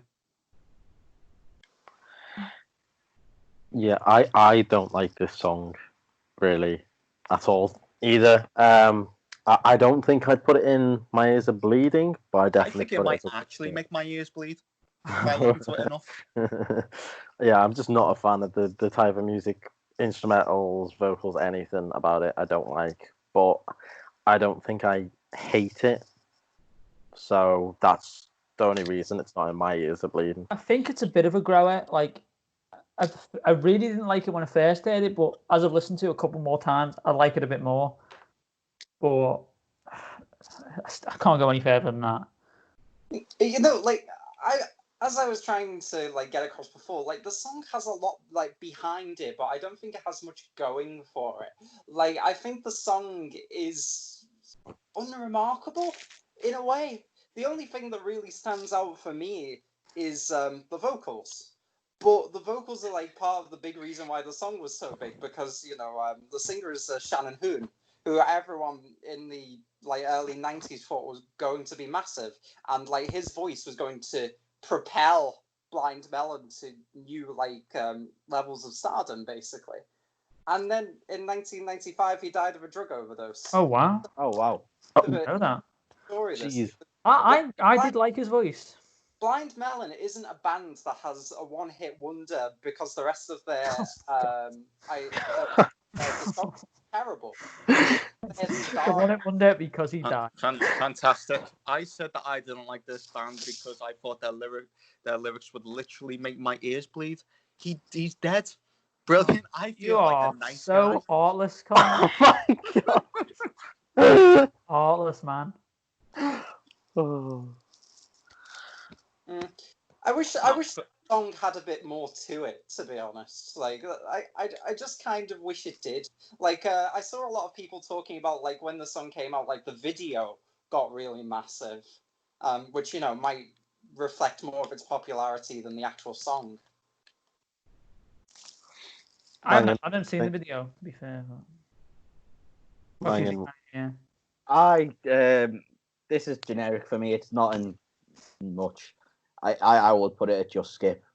Like, simply put, I don't think it's the worst song in the world, but at the same time, I wouldn't listen to it all the time. Yeah, to me, it's between wood skip and decent. I'd go more towards wood skip. Have you guys worked out the meaning of the song by any chance? It's about melons that grew up without eyes, and that's the band. That's the band. I think it's about a drought. Dead melons now. Perhaps you guys took it a bit too literally. I don't know the meaning. It's actually, surprisingly enough, because it's one of those songs that has a very juxtaposed sound to its meaning. It's actually about depression. Oh, So now we look really hot. How the song gives us it. basically, people don't want to go out when it's sunny if they're depressed, so they feel sad when there's no rain, even though, like, you know, I like that actually. That's beautiful. Shame I the like song's that. crap. You know what? Because of that, I'm going to bump it up to decent. Well, I'm a massive fan of that meaning. You know what? If my ears are bleeding, I'm depressed. I can pretend it's raining. what is this turned into? Lads, I'm sorry, lads. I don't like this song. What are your guys' votes? I'm putting it in wood skip, to be honest with you. I'm going to say decent now that I've heard that. Skip. I I probably would have put it in decent. Should we go skip? We'll go skip then. Yeah, it's 2 votes to skip, 2 votes to decent, and 1 vote for my ears are actually bleeding. We'll go. I can cope with that, but I do like the meaning a lot. But I guess the meaning is probably better than the song. Is it not always a good thing? Who's next? Ritson. Is it? Oh yes, Ritson. Yeah. I've got 2 songs left, so yeah. Right, my second to last song that I'm putting forward is Cake by the Ocean. I think it's pretty catchy. I like the beat, but I don't like it that much. It's something I listen to sometimes, not loads. I don't think I'd skip it if it came on, though. So I would put it in the middle, decent, to be honest. You know what? Genuinely, I've got this in terms of your songs. I've got this as my absolute banger of your 5. No, I think this is really, really good. The best of the. Oh, okay. I'm sorry, you've not had the greatest bunch of songs, Ritson. You had Rude, which is the most overrated song ever. I like you thought was songs, absolutely horrific. Patience, which you thought was even worse than Faded. And what was the other one? Patience. What was that? Patience. Patience. Well, Patience was the artist. I know it's let her go. Oh my god! Everything a lot on here, mate. This is the guy who's talking about songs. It's Passenger. Passenger, Patience, Ep3, really. Yeah, Passenger, Patience, Our City, R. Kelly. I can't wait for Patience and R. Kelly to make a song together, to be honest with you. That'll be Our City got the dad released from jail. R. Kelly's going to jail. I mean, you know, same thing. Yeah, I mean, at the end of the day, the fact that I'm getting these people's names wrong shows how bad they are. Well, not necessarily. It could just show that you've got a pretty bad memory. Oh yeah, no, it shows they're not memorable. Well, no, because I remember Passenger's name. Anyway, anyone else got any thoughts on? I completely agree with Ritson. I think it's a catchy, fun song, but again, it's nothing spectacular. Easy for you to say, spectacular. Yeah. Isn't it always? It's always going to be that like one song Joe Jonas did while he wasn't in the Jonas Brothers. That is 100% what it's going to be, and it's a shame because I genuinely think DNCE could have been better. I genuinely think the first album was good. They had a really catchy song that was very fun to listen to. Gets everyone going whenever it comes on, and they could have grown on. And now he's back to singing SOS. Mangan, what do you think? This is a tough one for me. To be honest with you, because I didn't enjoy it as much as you guys seem to have. It's got a catchy chorus, but I think that's about it for me, to be honest with you. I would probably put it at decent, if anything. Mangan, what if I told you the story of how they came up with the song was they all got pissed together and then started writing lyrics? I mean, I was rather hoping that it was because they found cake on the ocean floor and ate it. But no, it's about it's like a metaphor. Cake by the ocean is like a metaphor for you know what. Well, it's interesting, isn't it? Because it's not actually a metaphor. It's a long story, this, isn't it, the name of the song? But it actually derives from a mistranslation of Sex on the Beach. Uh-huh. Yeah. So it is actually about that, but Cake by the Ocean actually comes from a mistranslation. Sex on the Beach was mistranslated to Cake by the Ocean by, I believe it was some Spanish waiter or something, if I remember the story correctly. So what you're saying is that in the music video when they were having a fight with Cake, that's not what it was about? No, it was not. This has happened me off. I'm heartbroken. How can I live anymore now that I know that they can't actually fight Cake by the ocean floor? Well, I heard when they were like making the song, they weren't trying to be too serious with it. It was kind of just like a fun, quirky song. Like yeah. The story of the song by like Joe Jonas and the rest of the band is literally they got pissed one night and started writing lyrics that they thought were fun, and it ended up becoming Cake by the ocean floor. And it is fun and it's catchy, but it's nothing spectacular, which is why I've got to put it decent. I feel like you hold music to too high a standard sometimes. But this is not meant to be high. It's not meant to be high art. It's not meant to be high. It's not. It's meant to be a piece of just a bit of fun. Yeah, it's not meant to be high art, and it gets everyone going. Neil, what would you put this in? I reckon it's catchy. Very catchy. Very catchy, or? Yeah, I reckon it's very catchy. I think you said absolute banger and both are very catchy. It makes it that high up. No, we got 3 decent, so it's decent. Right, okay. You need to start looking at actual averages. Nah, but it's a majority. No, this is not maths here. Right, okay. These votes are absolutely horrific. When I think the rule is when it's a majority, that's just what it goes in. If when it's 3 not right people majority, vote for decent and it the other 2 get though, 1 because it vote. should go down to an average. Nah, it's a majority. No, because you guys are absolutely wrong. Well, it's the song that I suggested, so. Yeah, and you're wrong by it. But no, I'm not. It's good, but it's not that good. It's good, but not that good. So very catchy, though. No, it's good. It's not great, and it's not like absolute. I think decent banger. is fair. Yeah, decent's fair. It's not. It's is at fair. least being very catchy.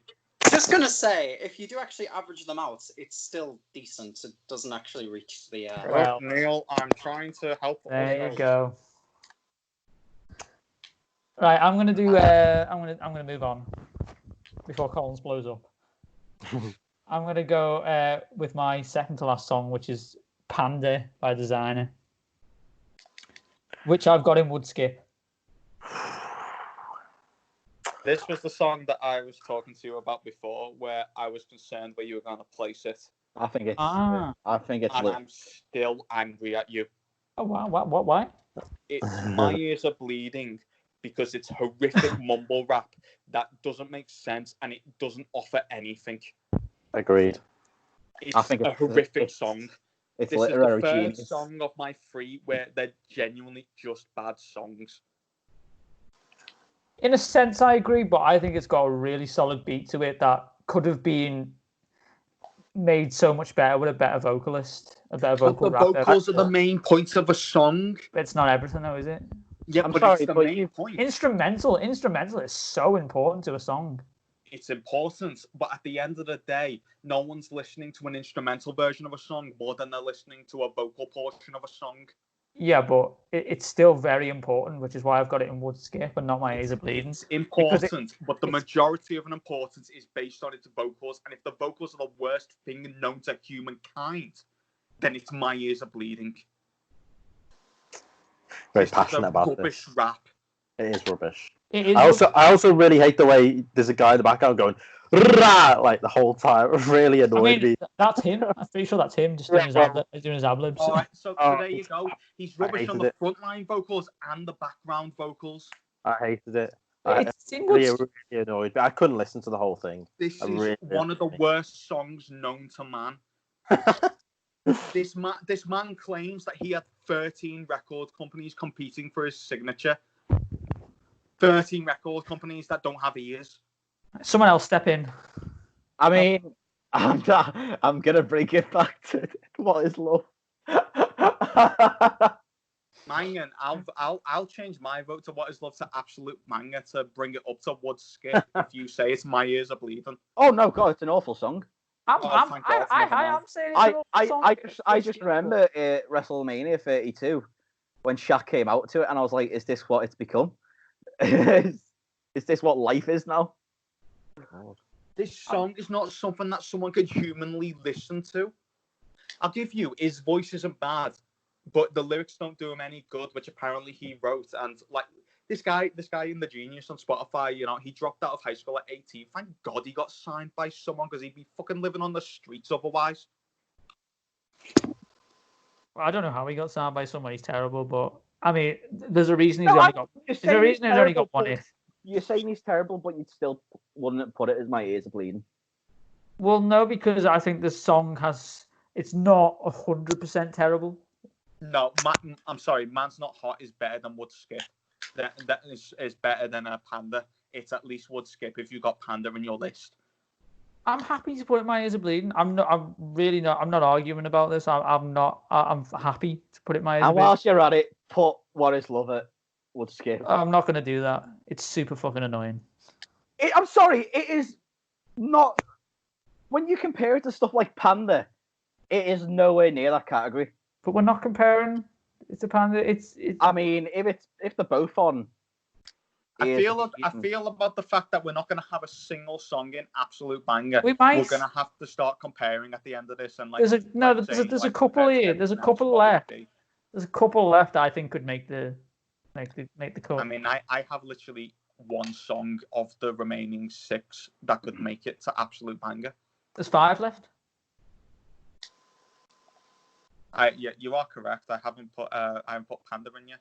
I've put Panda in My Ears Are Bleeding just to shut you all up, to be honest. Oh my word, Neil, you haven't said your opinion yet, but at the moment it doesn't really matter because everyone else has said it's My Ears Are Bleeding. Indeed. There we go. Yeah, that's fine.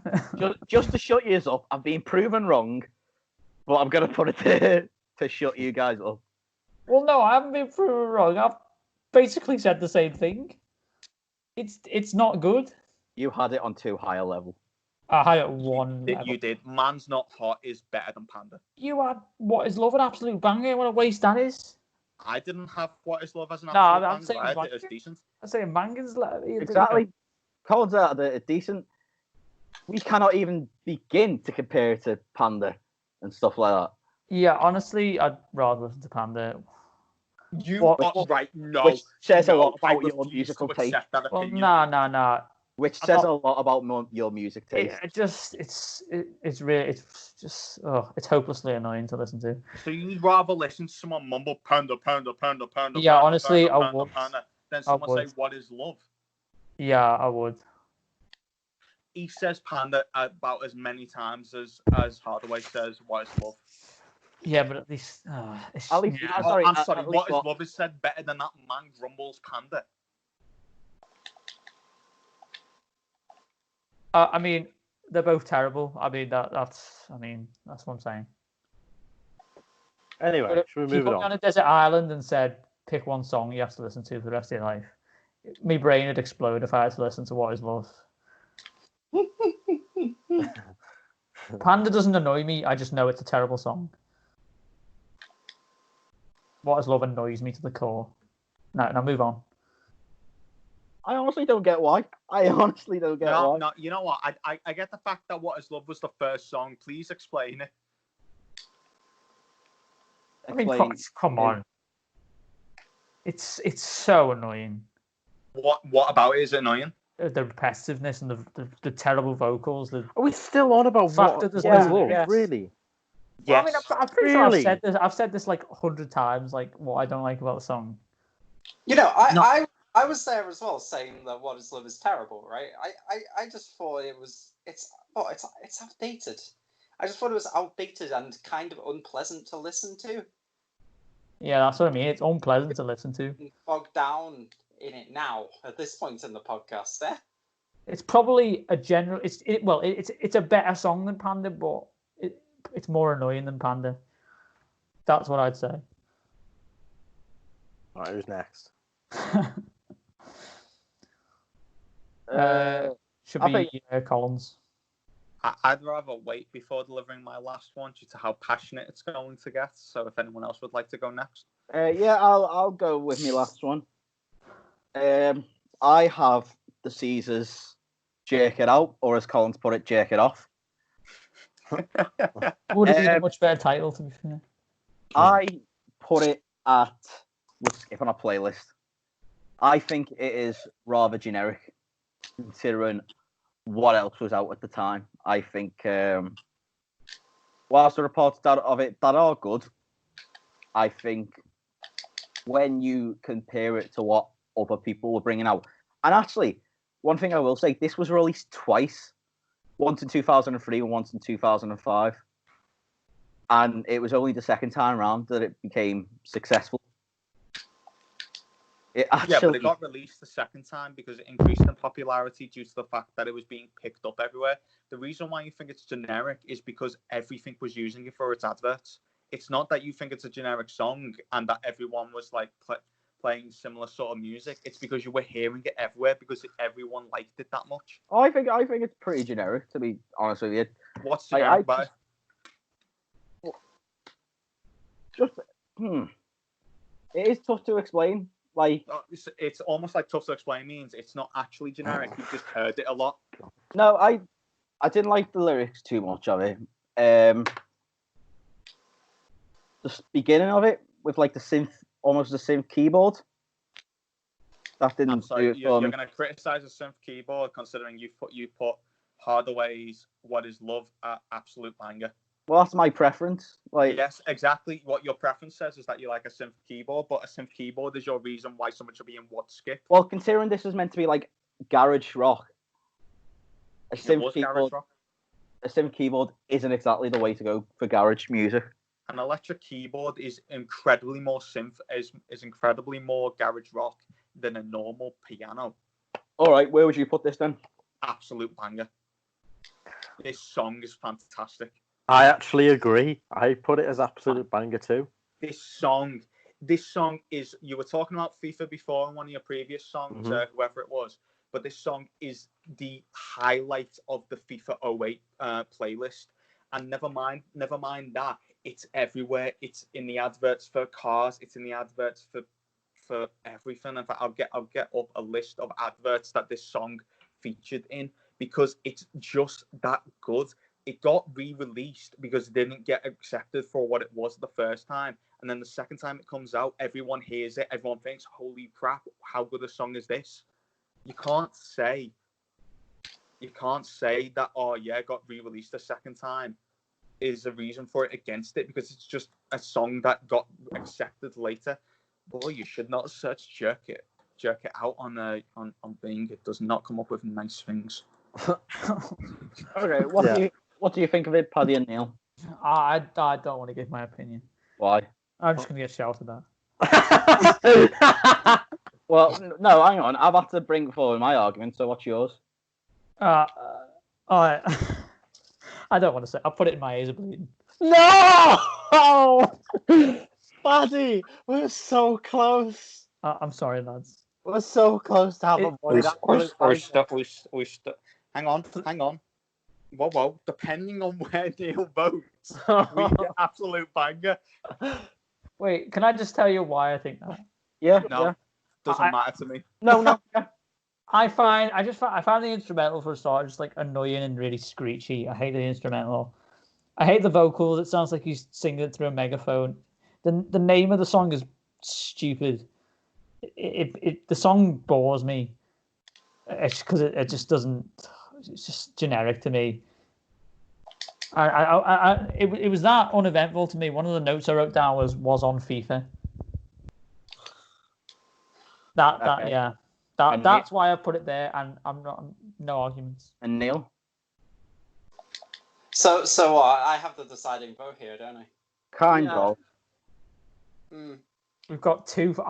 No, we can't have this as the only absolute banger. Neil, I will vote for your last song, whatever you. Oh no, we're not doing it like this. Look, We no, are. we're not making deals or anything like that. I'll give you my honest opinion on the song, and that is that the song is an absolute banger. Yes! Oh my god! Right, let me explain. Right, I've spoken a lot, about fun songs. We've spoken a lot about fun songs, but this is a song that if I play it, I know it's not fun, but it's genuinely going to put a smile on my face. That's it. I think the song is just a song that makes you smile, and we talk about how it's been everywhere. I think it's guaranteed to put that smile on your face either through, its pace, its bounciness, or just sheer nostalgia. Some people have heard it from FIFA. Me personally, it gives me flashbacks to SSX3. Beautiful game, reminds yes. me of times. Honestly, I think the song is fun and it's useful for great times. It's an absolute banger that would have me jumping up and down if it came on in an appropriate place. Oh, Neil, I'm actually. How was that our only? This list is just a disgrace. Yeah, no. I think, yeah. I mean, if I was out in a club and that came on, I'd go mental. Genuinely, nostalgia. of all the songs in this list, it's my favorite song. Most nostalgia, I think. It's partly that, but genuinely, when Mangan put in his list of songs, Jerk It Out, I instantly went, oh my god, that's on the list. That's obviously his absolute banger, isn't it? And I'm gonna be on Mangan's side so much. I'm gonna make sure it makes it to there. And when you said would skip Mangan, I've just rated it. I'm on your side, Mangan. I'm on your side. Yeah. But...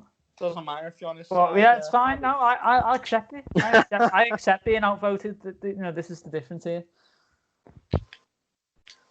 Go on, we Mangan. finally have one in absolute banger. No, that was you, Mangan. Who's next? Who's? You go, Paddy. You do your Me? last. Yeah. Yeah, go ahead, mate. I don't want us to save mine, but okay, fine. Oh. So my final one is my absolute banger. Please tell me we're going to put this on the same level as. Check it out, right? Bruce Hornsby, The Way It Is. Oh, come on, lads. Do me a sec. Do you want my honest opinion, Oh. Paddy? You know what? What did you put this as, Paddy? Absolute banger. And I agree. Yes. Fair enough. Apart from the fact that I actually don't agree and put it in what? would skip. Yeah, I don't like it. No, you wouldn't. Yeah, I put it as would skip. No, you wouldn't.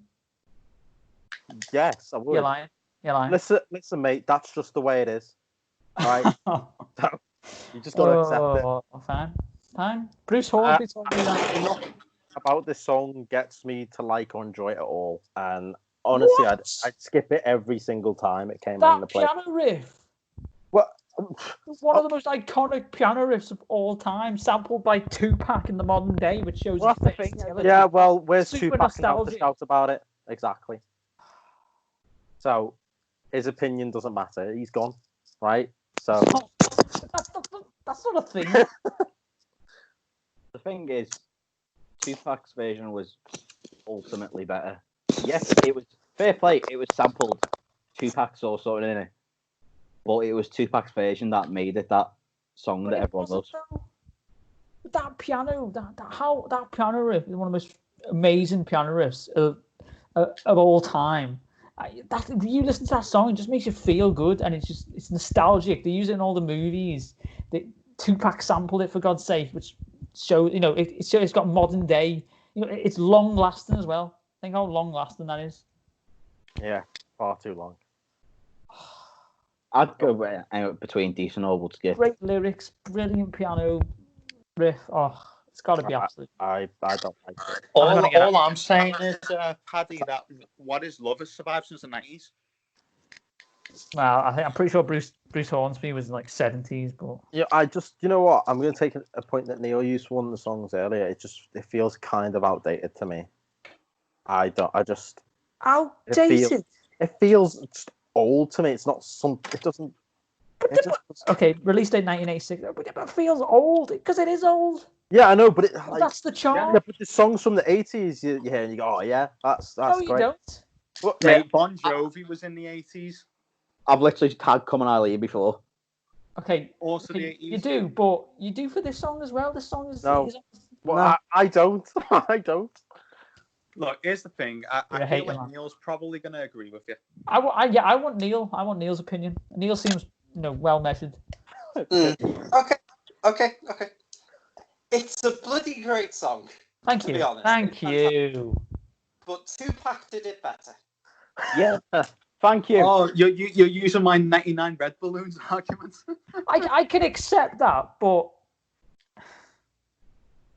It's a great song, but you might find it surprising to know about me, but I bloody love Tupac. I think he's amazing.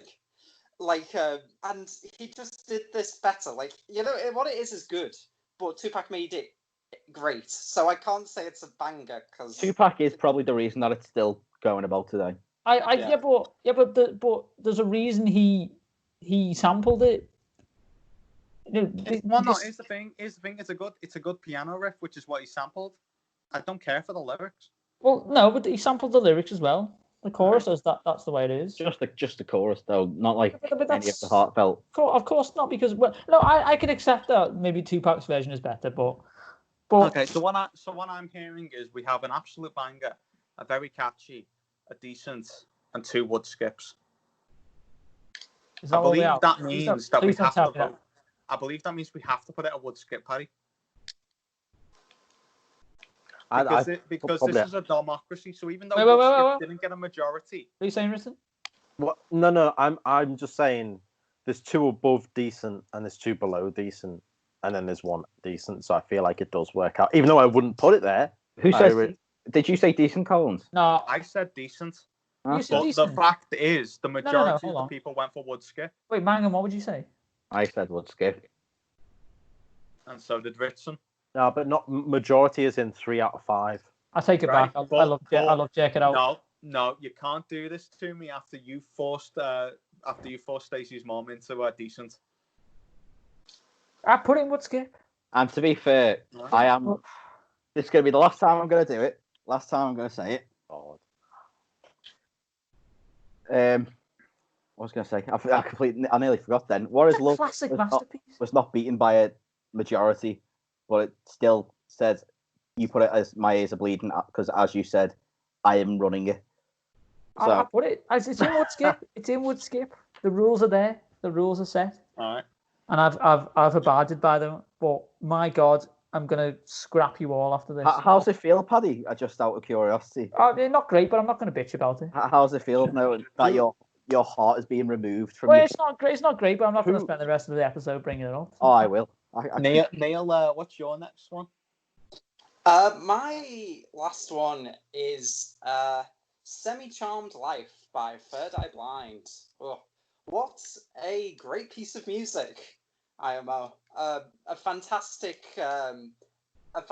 way of blending tone with meaning. Like a song that just sounds so great about such a dreary and sad topic. I reckon it's a masterpiece of tone. Am I right in saying it's about drugs? It's Yes. about meth. Yeah.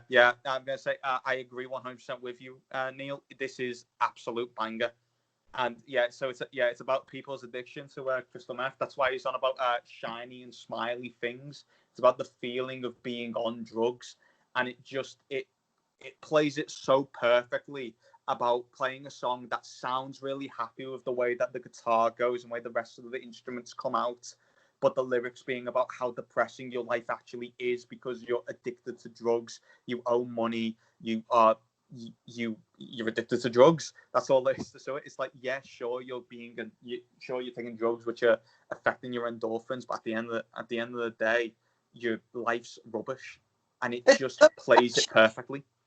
It's so catchy and happy. It is. It's almost addicting. Would you say? Oh, indeed, I would. Mm-hmm. This song is an absolute banger, and you should feel bad if you don't have it as an absolute banger. Harry? Do you feel bad? I guess I'd feel bad then. Yeah, you feel bad. Can I hear what the other guys have to say first before I say my piece? I wanted to hear what you had to say first. Oh, no. Go on. All right, Mangan, what are you thinking? Mangan appears to have walked away. Sorry, my laptop completely did the madness. Right. Yeah, I do enjoy it. I really do enjoy it. It's one that I've listened to for a while, but I never actually knew what it was called. And when I heard it on the playlist, I got it was like a little surprise for me. I would put it very catchy or very good. Okay. Maybe absolute banger. Neil, just it doesn't matter what they've put, because with a very catchy and two absolute bangers, even if they vote for the same thing, we've won. Yeah, I was just going to say, is there any point in even me saying my piece here? Lost anyway? Go on. No, go on. It's not a mid-long. I've put it in wood skip. You're heartless. That's terrible. See, this is why I didn't want to say it. We need to do these recordings in person, just so I can slap you. And I agree. With me. You two are absolutely. Which means it can't go in absolute banger. It can. It can. It can. No, because very Mangan said very, very catchy. Yeah, but it's closer to absolute banger. Which is closer to absolute banger than would skip, so you put it in absolute banger. How about we have some rationale? Why is it not good? Right. That should be it should be very catchy, but it shouldn't be an absolute banger, because I've changed your mind. Oh, not anymore, I guess. Get the silence in. I'm putting it in absolute banger. Yes, banger. We've got two just terrible songs that were absolute, but whatever. No, Paddy, we've got two songs that you don't like because you don't like the sound of a guitar. Okay, I'm not gonna lie. What? I don't like the sound of a guitar. I need to make a confession. I actually had it in decent, but I thought if I agree with Paddy's that two in that category would mean it wasn't an absolute banger. So you sold. So you sold out basically. Maybe. Fair enough. Go on, Ritson. Lay us up with your last one. Yeah. Well, before I do, I'll just say it is decent. It's kind of catchy. I don't think it's that great though, but yeah, no, it's not a bad song. All right, my last song is "Take Me to Church" by Hosier. I think that's how you say it. It's going to be an interesting one. Now, I really love this song. I loved it when it came out. Actually, I haven't listened to it in a while. I love the build up to the chorus, and really, I think the only reason you can't not like this song is if you're a hardcore atheist, and clearly, are kind of against it. Which okay, fair enough. But not that I'm religious, but I really like this song a lot. Yeah, I just it's something I would listen to a lot. And when it came out, I did listen to it a good few times. And that's why I personally would put it in absolute banger. Well, I disagree. I've got it in my ears are bleeding because I hate guitars. I knew. Oh, okay. I hate the sound of guitars. Oh, here we go. All right. So what do you Already actually joy. have it as?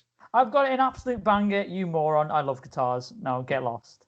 I feel like it's best that we don't do this in person. No, because that comment annoyed me more than any other comment. I think Patrick Caroline is like a sucker of joy, to be honest with you. I think he feels if someone's Well, feeling says a bit the guy happy- who thinks what is love is a good time. I'm mean- sorry, this is coming from the person who doesn't go on nights out. I do. Oh, mate, I'm sorry, you've been on 2. You got to start at some point. he still went on them. You know, you can't cast them out. Anyway, back to the fucking song. Let's stop going back to what is love. Yeah. All How's yours? Take Me to Church. Just to quickly say, why do you think it's hardcore atheists shouldn't like the song? Well, you know. They're not vampires. They don't walk into church and like start burning up. Well, no, I'm just saying that they don't want to be taken to church. Oh, all right. Okay, you do realize the song is about someone being gay, right? Yeah.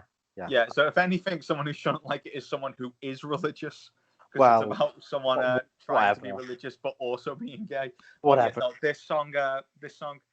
I did have Cake to the Ocean Floor higher, so it is of your 5. I've got it rated as a very catchy, but but you don't have to. I'm 100% okay with you putting that as absolute banger. Hang on a second. You don't actually have to for each person's 5 songs. You don't have to categorize them in 5 different. Yeah, but that's what I did.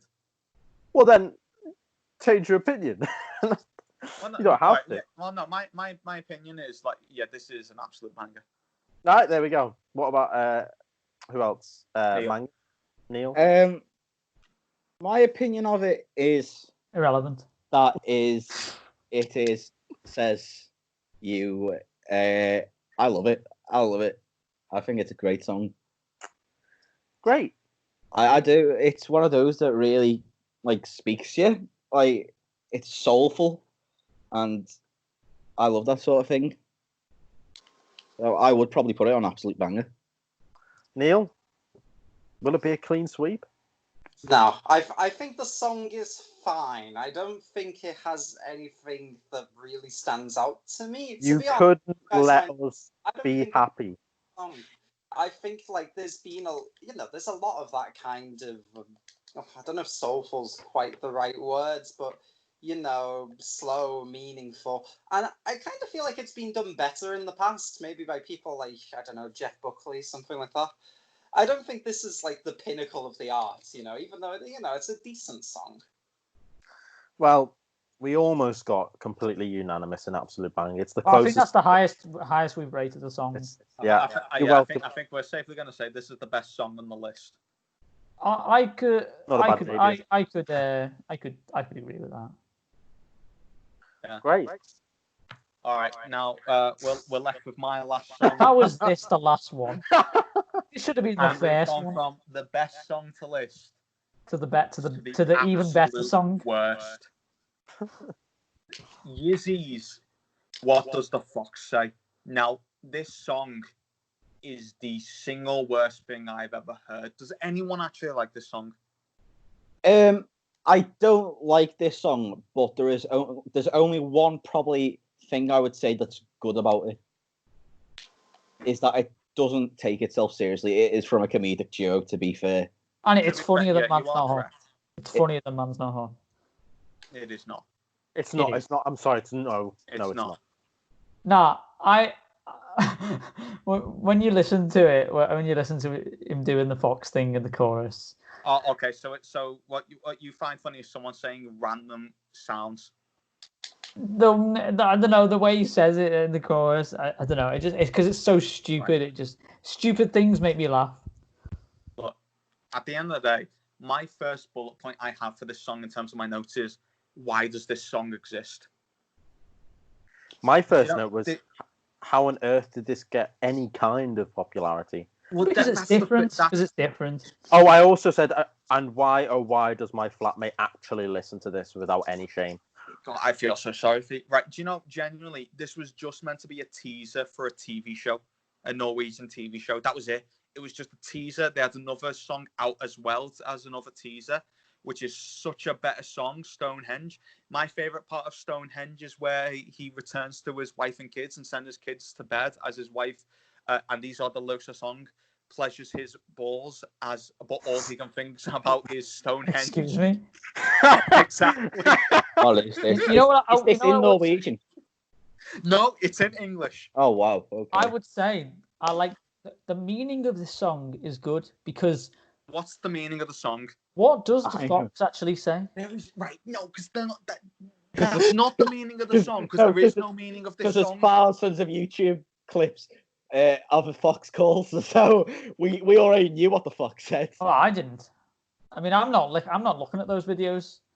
Okay, so I don't understand why that means that you don't know what the fuck. Why people as a whole don't know what the fox says. I mean, to be honest, lads, it was kind of a joke. But if you want to take it seriously, that's fine. Genuinely, this is the worst song in the world, but somehow it made #1 in both Norway and South Korea, and in the UK made 17 at the highest. Like, but alongside that, it also rated highly in New Zealand, Ireland, Denmark, Finland, Belgium, Australia, the US. All of these they made the top 10. Like I said, the only thing that is a saving grace, as it were, is that it doesn't take itself seriously. If it was like, yes, I am recording this for a serious purpose, I'd be like, oh my god, no. Man Not Hot doesn't take itself seriously. That's why it's bottom tier. Yeah. Mm-hmm. Do you know what, though? Right, You said it's the worst thing in existence, and yet I still hate Let Her Go by Passenger more than this. Right, but here's the thing: did Let It Go by Passenger make it as big as What Does the Fox Say? Because What Does the Fox Say had a live performance on the Ellen DeGeneres show. It had a live performance on Children in Need. It had a live performance on the Jimmy Fallon show. It had a live performance at the MTV Europe Music Awards. It had a live performance at the Mnet Asian Music Awards, the biggest Asian festival in the continent. It also won at the time Best International Artist. So an entire continent thought that these, never mind it was a good song, but that these people had potential. 923 million views. What does the Fox say? Sorry, where did you say that What Does the Fox Say came in the British charts? I had it, according to Wikipedia, admittedly not the greatest. The UK singles has it as 17. Yeah, Let It Go smashed it. Well, there you go, mate. I think Let It Go is a better song than this. It's Let Her Go, not Let It Go. I mean, I don't think that was much of an opinion. I think we all know that Let It Go is better than What Does the Fox Say? I actually disagree. I actually think Let Her Go is a worse song.